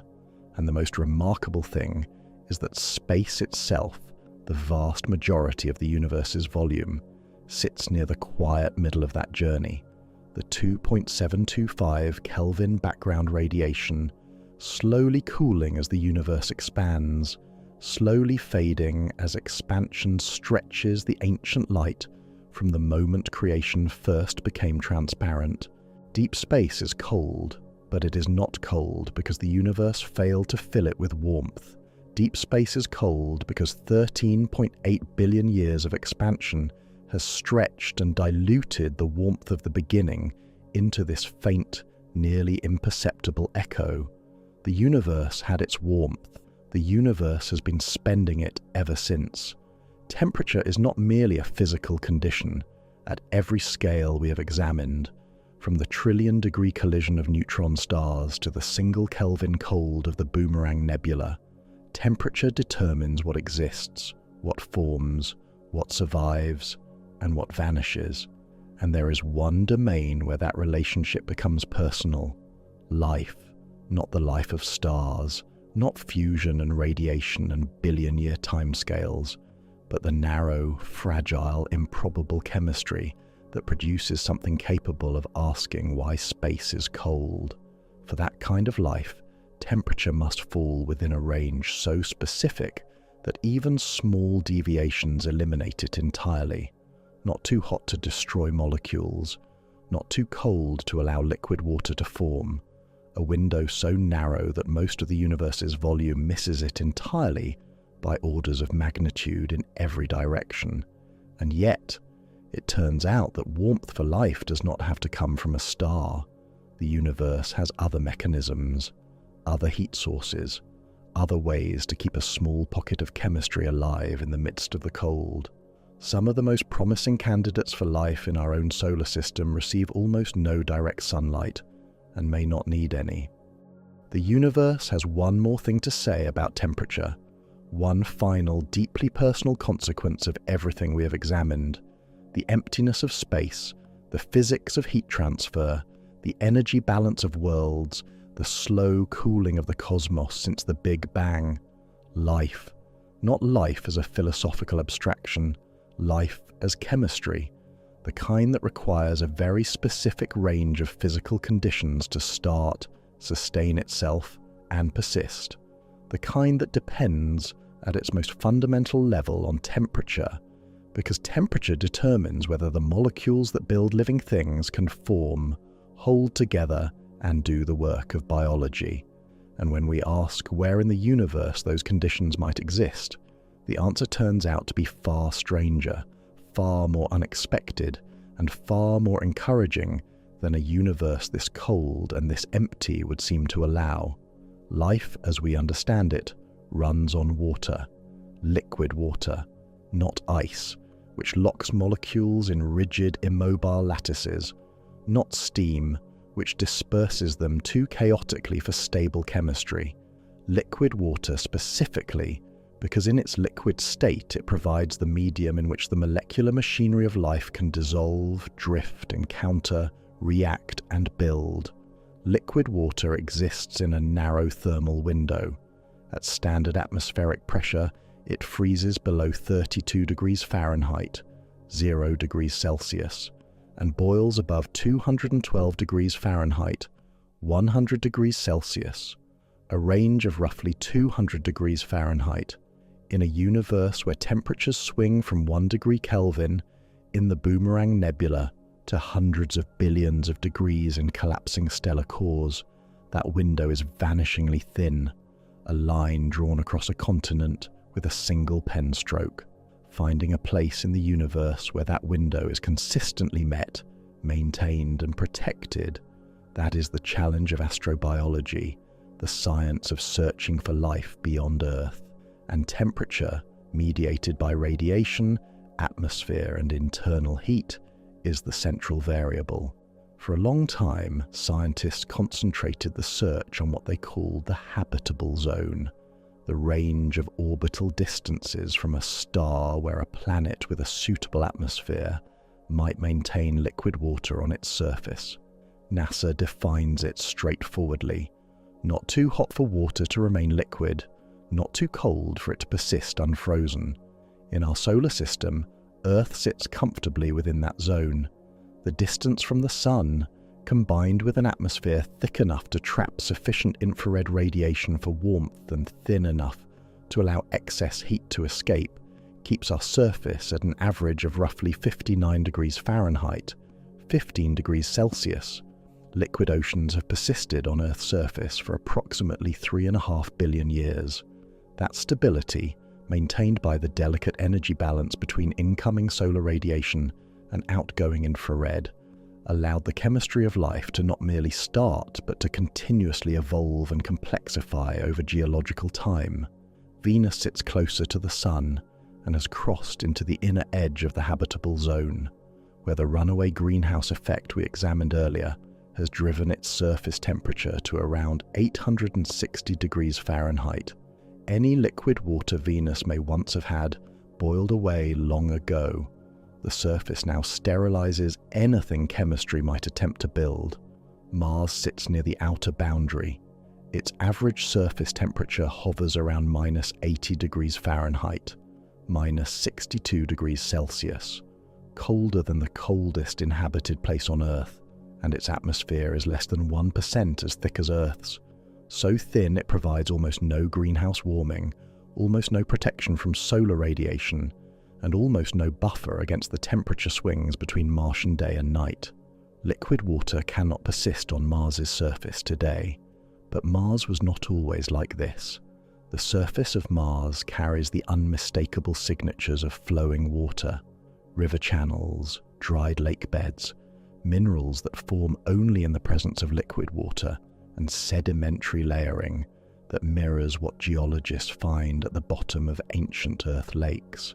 NASA's Mars Science Laboratory, the Curiosity rover, has confirmed the presence of ancient organic molecules in Martian rock. Not proof of life, but evidence that the chemical preconditions for life existed. Mars once had rivers. Mars once had lakes. Something happened to it. Its magnetic field weakened and largely collapsed billions of years ago, removing the shield that had been protecting its atmosphere from the solar wind. Without that shield, the solar wind, the stream of charged particles flowing outward from the sun, gradually stripped the Martian atmosphere away, molecule by molecule, over hundreds of millions of years. As the atmosphere thinned, the greenhouse effect collapsed. As the greenhouse effect collapsed, the warmth bled away. As the warmth bled away, the water froze or evaporated into space. Mars lost its liquid window and has been frozen and irradiated ever since. But liquid water may still exist beneath its surface. In 2018, scientists using radar instruments aboard the European Space Agency's Mars Express spacecraft announced evidence of a liquid water lake buried approximately 1 mile, 1.5 kilometers, below the South Polar ice cap. Whether that subsurface brine could support life remains an open and deeply contested scientific question. If the search for life had stopped at the traditional habitable zone, the distance from a star where sunlight warms a planet's surface, Europa would never have made the list. Europa is a moon of Jupiter, orbiting roughly 485 million miles, 778 million kilometers, from the Sun. At that distance, sunlight arrives with less than 4% of the intensity it has at Earth. Europa's surface is a frozen shell of ice, exposed to the deep cold of outer solar system space. By every classical criterion, it should be dead and frozen throughout. But Europa is not frozen throughout. NASA's Galileo spacecraft, during its mission to the Jupiter system in the late 1990s, detected something remarkable: a magnetic field induced within Europa that changes as the Moon moves through Jupiter's powerful magnetic environment. That induced field requires a layer of electrically conductive material beneath the ice. The most consistent explanation, now widely accepted among planetary scientists, is a global ocean of liquid, salty water lying beneath Europa's icy crust. That ice shell is estimated to be somewhere between 10 and 15 miles, 15 to 25 kilometers, thick. Beneath it, an ocean of liquid water likely exists, kept from freezing not by sunlight but by tidal heating. Jupiter's immense gravitational field flexes and squeezes Europa as the Moon orbits, the same way rapidly bending a thick wire generates heat in the metal. Jupiter's pull deforms Europa's interior slightly with each orbit, and that continuous mechanical deformation generates warmth that radiates inward and prevents the subsurface water from freezing. The ocean Europa carries beneath its ice has nothing to do with the sun. Its warmth comes entirely from gravity, from being in the wrong place, close enough to an enormous planet that its own interior is kneaded into heat by tidal forces. The ocean on Europa likely contains more liquid water than all of Earth's oceans combined. Think about what that means for a moon roughly the size of Earth's own moon. Saturn's moon Enceladus offers something Europa does not yet: direct physical access to what lies beneath the ice.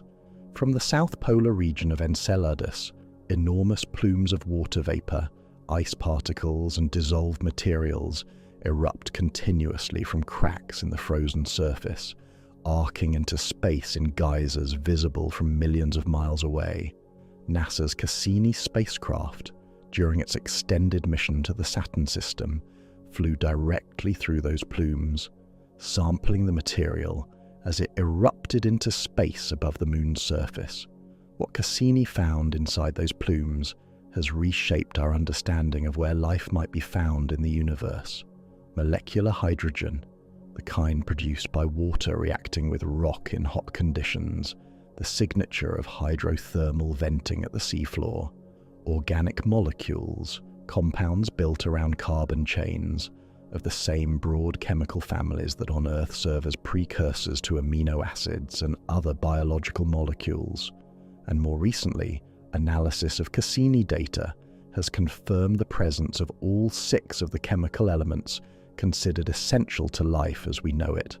The set scientists call CHNOPS, carbon, hydrogen, nitrogen, oxygen, phosphorus and sulfur, an active ocean, hydrothermal vents on a rocky seafloor, organic chemistry, circulating through the water, in a moon roughly 300 miles, 500 kilometers, across, orbiting a planet more than 800 million miles from the Sun, sustained not by sunlight, but by internal heat from tidal flexing and radioactive decay in its rocky core. The sunlight that reaches Enceladus is negligible. None of it matters. Life, if it exists in that buried ocean, would have nothing to do with the Sun.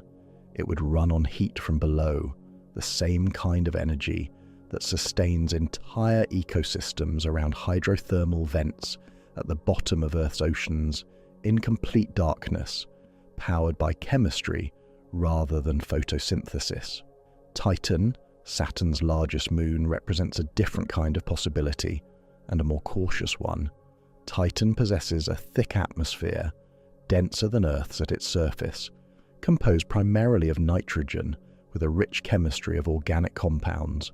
Rivers and lakes exist on Titan's surface, measured by the Cassini spacecraft, but those lakes are not water.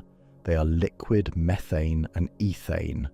At Titan's surface, temperature of roughly minus 290 degrees Fahrenheit, minus 179 degrees Celsius, water is as rigid as rock. It is methane that flows. Some researchers have speculated whether a chemistry fundamentally different from Earth's, one using liquid methane as the solvent rather than water, could theoretically support some form of life.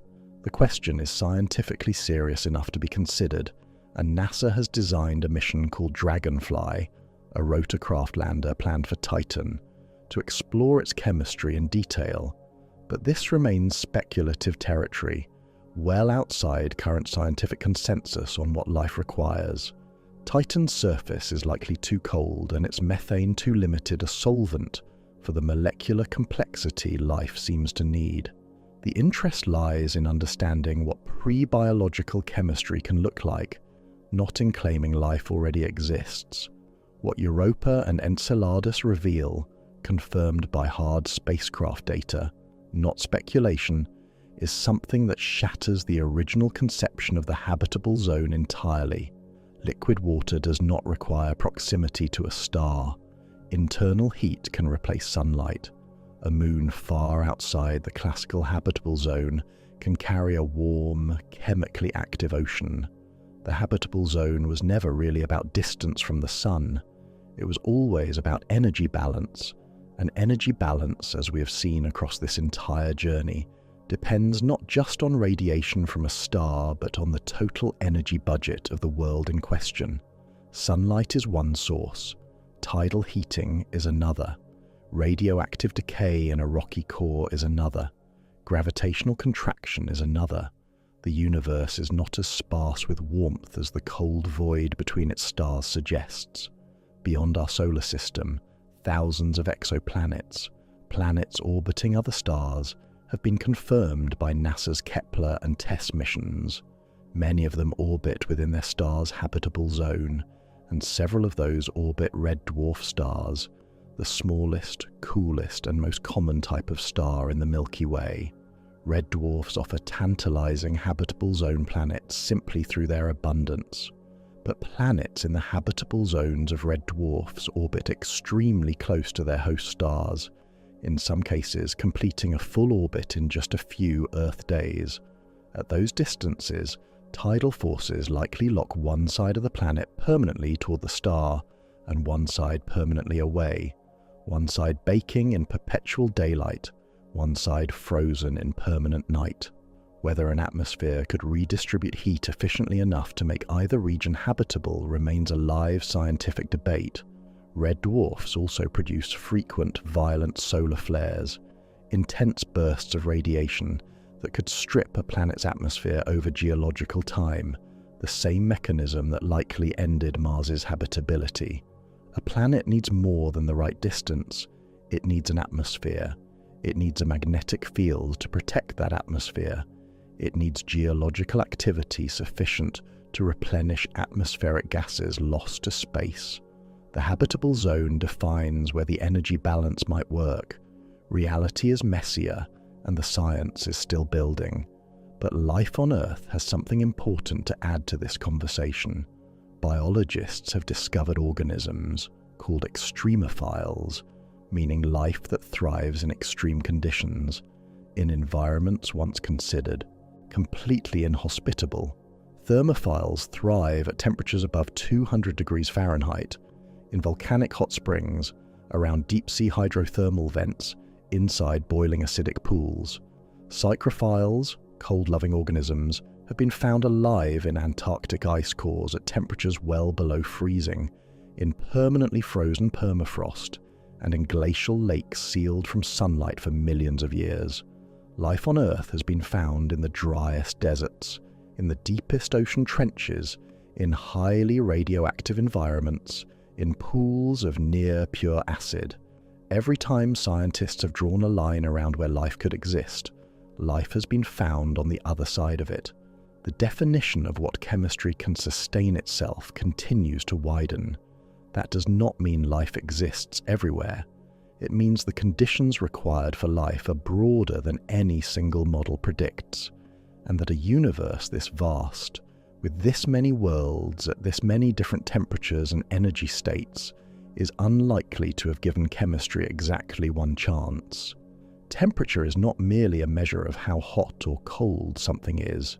Temperature is the mechanism by which the universe determines what can exist, what can form, and what can persist.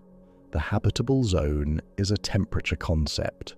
The ocean beneath Europa's ice exists because tidal heating maintains a specific temperature regime. The plumes of Enceladus erupt because hydrothermal vents maintain temperatures warm enough to drive chemical reactions at the seafloor.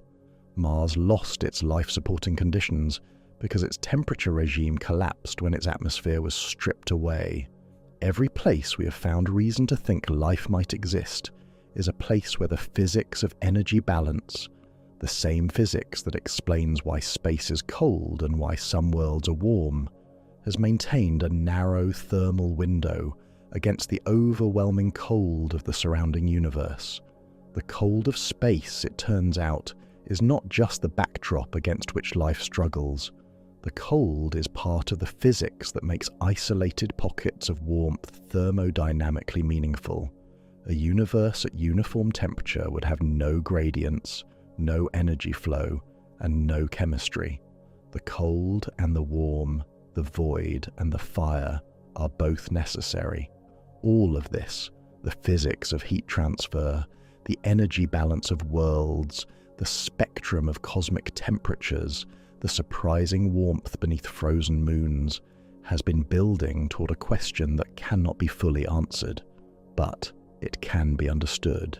We have traced energy from the Sun's nuclear core across 93 million miles of near vacuum, down to the surface of our world and across the surfaces of other worlds. We have examined why space stays cold while stars burn. We have followed that physics all the way to the question of whether the universe's thermal structure allows life to exist beyond Earth. What remains is the complete answer, assembled from all of it in one place. The full resolution of the contradiction that began at the very start of this journey, a burning sun in a frozen universe. How both can be true, what that truth means for everything we have covered, and what it ultimately says about the nature of warmth itself in a universe that has been cooling since the first moment of time. The question was always simple. Stars burn at millions of degrees. Space sits barely above absolute zero. Both facts exist in the same universe, at the same time, separated in some places by distances that light crosses in minutes. And the contradiction seemed almost impossible to resolve, because every intuition we carry says that heat spreads, that warmth fills a room, that a universe full of burning stars should feel at least somewhat warm. Every part of the journey we have taken, through the physics of heat transfer, the nature of temperature, the energy balance of worlds, the spectrum of cosmic extremes, the search for life in the cold dark, has been building toward a single, complete answer.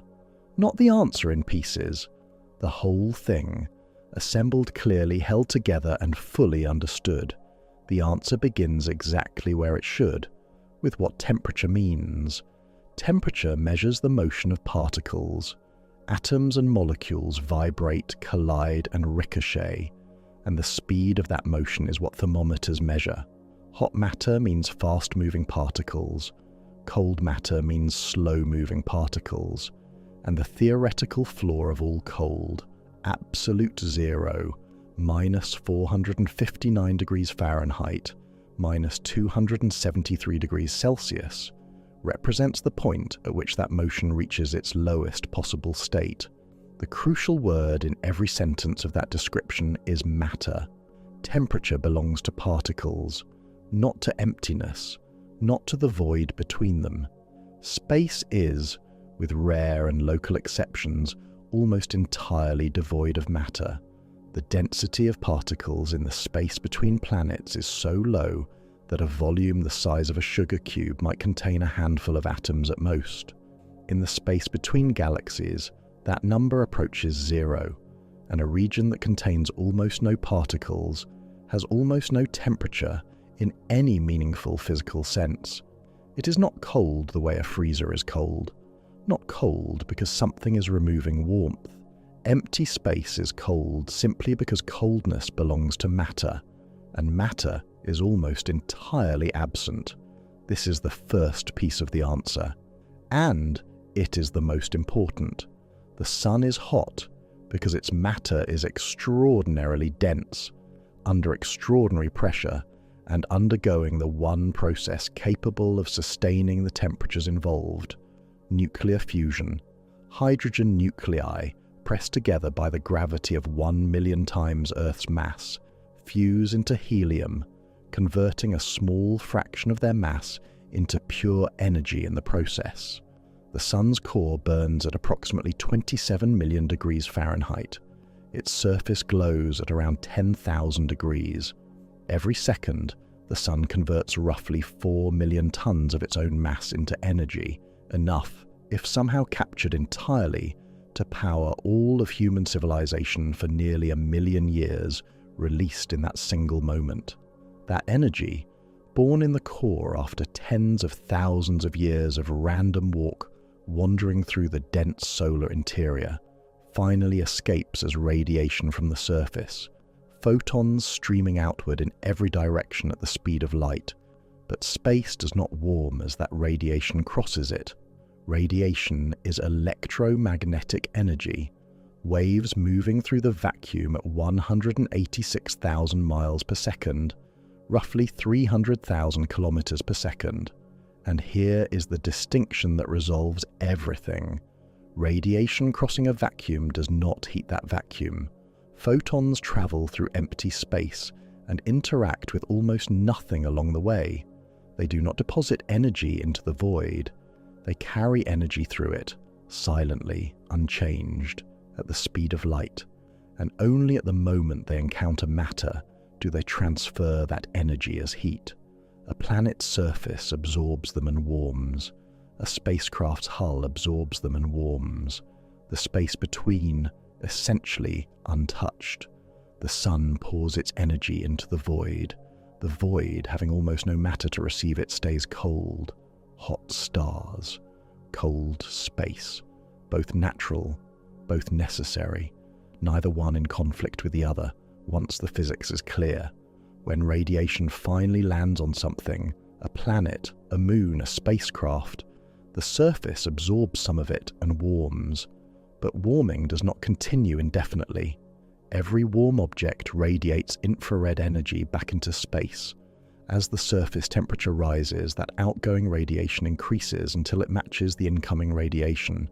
Equilibrium, a stable temperature. What sets that equilibrium temperature? What makes Earth habitable while the Moon swings between extremes of heat and cold at the same distance from the same star, is the presence or absence of an atmosphere. An atmosphere does several things simultaneously. It absorbs some incoming solar radiation before it reaches the surface. It absorbs outgoing infrared radiation before it escapes to space, redirecting some of that warmth back toward the surface, the greenhouse effect. It distributes heat through convection, the physical circulation of air and moisture across latitudes and hemispheres. Without atmosphere, every surface is at the mercy of direct radiation, burning in sunlight, freezing in shadow, with nothing in between to moderate the transition. The Moon experiences temperature swings of nearly 400 degrees between its sunlit and shadowed surfaces. Mercury swings by more than 1,000 degrees. Earth, shielded by its atmosphere, maintains an average surface temperature hospitable enough for liquid water and life to persist across billions of years. Atmosphere is not decoration. Atmosphere is the thermal management system of a world. Pause for a moment. Feel the screen or surface you are touching right now. The warmth your body radiates into the room you are sitting in. The air conducting that warmth away from your skin in every direction. All of that, the invisible molecular traffic of a living room, an office, a quiet bedroom at night, is a system you have never had to think about. Conduction, convection, radiation, working together in a medium so dense with particles that heat is redistributed everywhere almost instantly. Strip all of that away, and you face what spacecraft engineers face every day. The machines we send into space must manage heat with none of the mechanisms we take for granted. No convection, no surrounding air to carry warmth away. No conduction, no physical medium to transfer heat between surfaces separated by vacuum. Only radiation, only the controlled emission of infrared energy into the cold dark. Every spacecraft wraps itself in layers of reflective insulation to control what it absorbs from the sun and what it radiates into the void. Every spacecraft, from the International Space Station with its ammonia cooling loops and vast radiator panels, to the James Webb Space Telescope with its tennis court sunshield dividing a hot side from a cold side, separated by nearly 600 degrees Fahrenheit across 16 feet of layered material, is a machine designed around the physics of energy balance in vacuum. Reflect what would overheat, absorb what would freeze, radiate the excess into space. The future of human presence beyond Earth lives in that same constraint. Moon bases must survive the 2-week lunar night, temperatures falling to minus 200 degrees Fahrenheit, and the 2-week lunar day, surfaces climbing above 250 degrees. Mars settlements must generate warmth against a thin atmosphere with almost no greenhouse buffering, while managing waste heat that has nowhere to go but outward radiation. Missions to the outer solar system carry nuclear heat sources, RTGs, because sunlight is too faint and too sparse to provide meaningful energy at those distances, and any large space habitat, a rotating station, a colony at a Lagrange point, would radiate enormous amounts of infrared into space simply from the body heat of its inhabitants, from its electronics, from every process of ordinary life conducted in the absence of an absorbing planet beneath it. There is no environment in which heat simply disappears. Heat always goes somewhere. In space, that somewhere is always the same, outward as radiation into the dark. Every star in the universe is consuming finite fuel, the most massive burnout in millions of years. The sun has roughly 5 billion years remaining. Red dwarfs, the smallest, most numerous stars, will last up to 10 trillion years. But eventually, across timescales so vast they have no human comparison, the last star will exhaust the last of its hydrogen. Fusion will cease. Radiation will stop. the fires will go out. Astrophysicists Fred Adams and Gregory Laughlin calculated that the era we live in now, the stelliferous era, the age of star formation and stellar burning, extends from roughly 1 million to roughly 100 trillion years after the Big Bang. We exist inside that window. We have always existed inside it. Every civilization that has ever looked at the night sky has done so during this era, when stars were still burning. After 100 trillion years, the degenerate era begins. The universe populated only by stellar remnants, white dwarfs slowly cooling, neutron stars, black holes, galaxies fading, no new stars forming, the cosmos increasingly dark and increasingly cold, and eventually, across timescales so extreme that even the numbers are nearly meaningless, even those remnants dissipate. The second law of thermodynamics, which holds that energy in an isolated system always spreads from regions of high concentration to regions of low concentration until no gradient remains, asserts its final and irreversible conclusion. Heat death, not hot death, the opposite. A state of perfect thermodynamic equilibrium where every region of space has reached the same temperature, where no gradient exists to drive any process, where no work can be done and no further change is possible. The universe in maximum entropy, maximum disorder, a uniform, featureless, and infinitely cold whisper of energy spread evenly across an infinite dark. William Thomson, Lord Kelvin, first articulated this conclusion in 1852, extrapolating the second law of thermodynamics to its cosmic limit. In his words, the universe was running down like a clock. 174 years later, the physics remains unchanged. The clock is still running, the stars are still burning, but the direction of travel was set at the beginning. At the very beginning of this journey, we introduced an image, a campfire burning at the center of the largest empty building you have ever seen, a warehouse so enormous the walls were invisible from the fire, the flames burning brightly, their light filling the space, but the air of that hall barely warming, because the fire's energy spread outward in every direction and thinned almost to nothing before it reached any wall. That image was meant to help explain why the sun, for all its power, leaves the space around it essentially frozen. But the image contains a truth we were not yet ready to see at the beginning. The hall is not just large. The hall is expanding. Every moment the walls are moving farther away.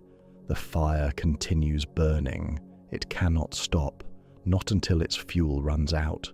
But the energy it pours outward spreads across an ever larger volume, and the room grows faster than warmth can fill it. The walls will never be reached. The warmth will never accumulate, and when the fire finally exhausts itself, the hall will be left in the silence it always contained, now complete, now permanent, stretching outward forever in a dark that the fire briefly, brilliantly, improbably interrupted. We are living inside that interruption. So here it is, the full answer, the contradiction resolved. Space is cold because space contains almost no matter, and temperature belongs to matter, not to emptiness. The sun is hot because its matter is dense enough and under sufficient pressure to sustain nuclear fusion, a process that converts mass into energy at a rate almost incomprehensible in human terms.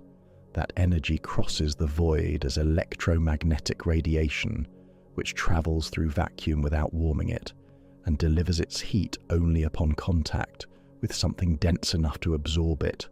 Planets warm at their surfaces, atmospheres moderate those surfaces. Spacecraft engineer their survival around the physics of absorption, emission, and insulation. And the cold of deep space, that profound, near absolute zero silence between stars, is not the failure of the sun to fill the universe with warmth. It is what the universe looks like when the overwhelming majority of its volume contains almost nothing for warmth to land on. Hot stars and cold space coexist, not in contradiction but in physical consequence. The void is cold because emptiness cannot hold heat. The stars burn because compressed matter must, and the radiation that carries energy between them, crossing 93 million miles of near vacuum in 8 minutes and 20 seconds, is the only bridge the laws of physics permit across the silence. The campfire burns, the hall stays cold. Both are real, both are true, and both, understood together, tell us something profound about the nature of a universe that began impossibly hot and has been spreading its warmth thinner and thinner ever since, across a space so vast that even the output of a billion stars has barely warmed its silence at all. We have covered a great distance together, not through space, though the distances described were enormous, but through the physics that governs all of it, from the atomic motion of a warm mug to the trillion-degree collisions of neutron stars. You arrived at a question that seemed simple and found one of the deepest answers physics has to offer. That deserves acknowledgement, not from me as a narrator explaining something, but simply as one person who has spent a long time with this material, sitting beside someone who engaged with it fully. The universe is cold and mostly empty, but right now, wherever you are, in the warmth of a room, in the quiet of a night, you are one of the temporary, improbable arrangements of matter that the universe has produced in the brief era when stars still burn. That is not a small thing. Earth is, by every measure, an anomaly in a cold universe, not because it is warm, but because its warmth is maintained. The energy balance between incoming solar radiation and outgoing infrared, moderated by an atmosphere neither too thick nor too thin, sustained by a magnetic field that protects it from the solar wind, supported by geological activity that replenishes the gases that keep the greenhouse effect from collapsing, all of it conspiring across billions of years to maintain a surface temperature that keeps liquid water flowing. Most of the universe is cold. Most surfaces are bare rock or ice, swinging through hundreds of degrees without a molecule of living chemistry to record the change. Most worlds, even the warm ones, are warm only transiently. A comet briefly ablaze near the sun before retreating to the dark, a moon glowing in volcanic light for a geological moment before cooling. Warmth, sustained and moderated, and life-permitting, is what is rare. We are inside it. The fire burns. The hall is cold. And here, on a small rock in the middle of the crossing, the light still lands. The sun has been sending its energy outward for 4.5 billion years, across 93 million miles of near absolute zero silence, through a vacuum so empty that none of it, not a single degree of warmth, accumulates along the way. The space between stays cold. It always stays cold.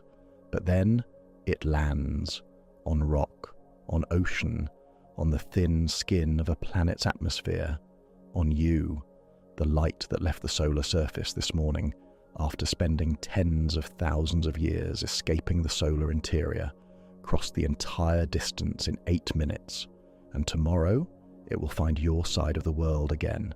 It will reach your face, it will warm your skin, and the universe will have done the only thing it knows how to do: send something across the cold toward the rare, improbable surface that can receive it.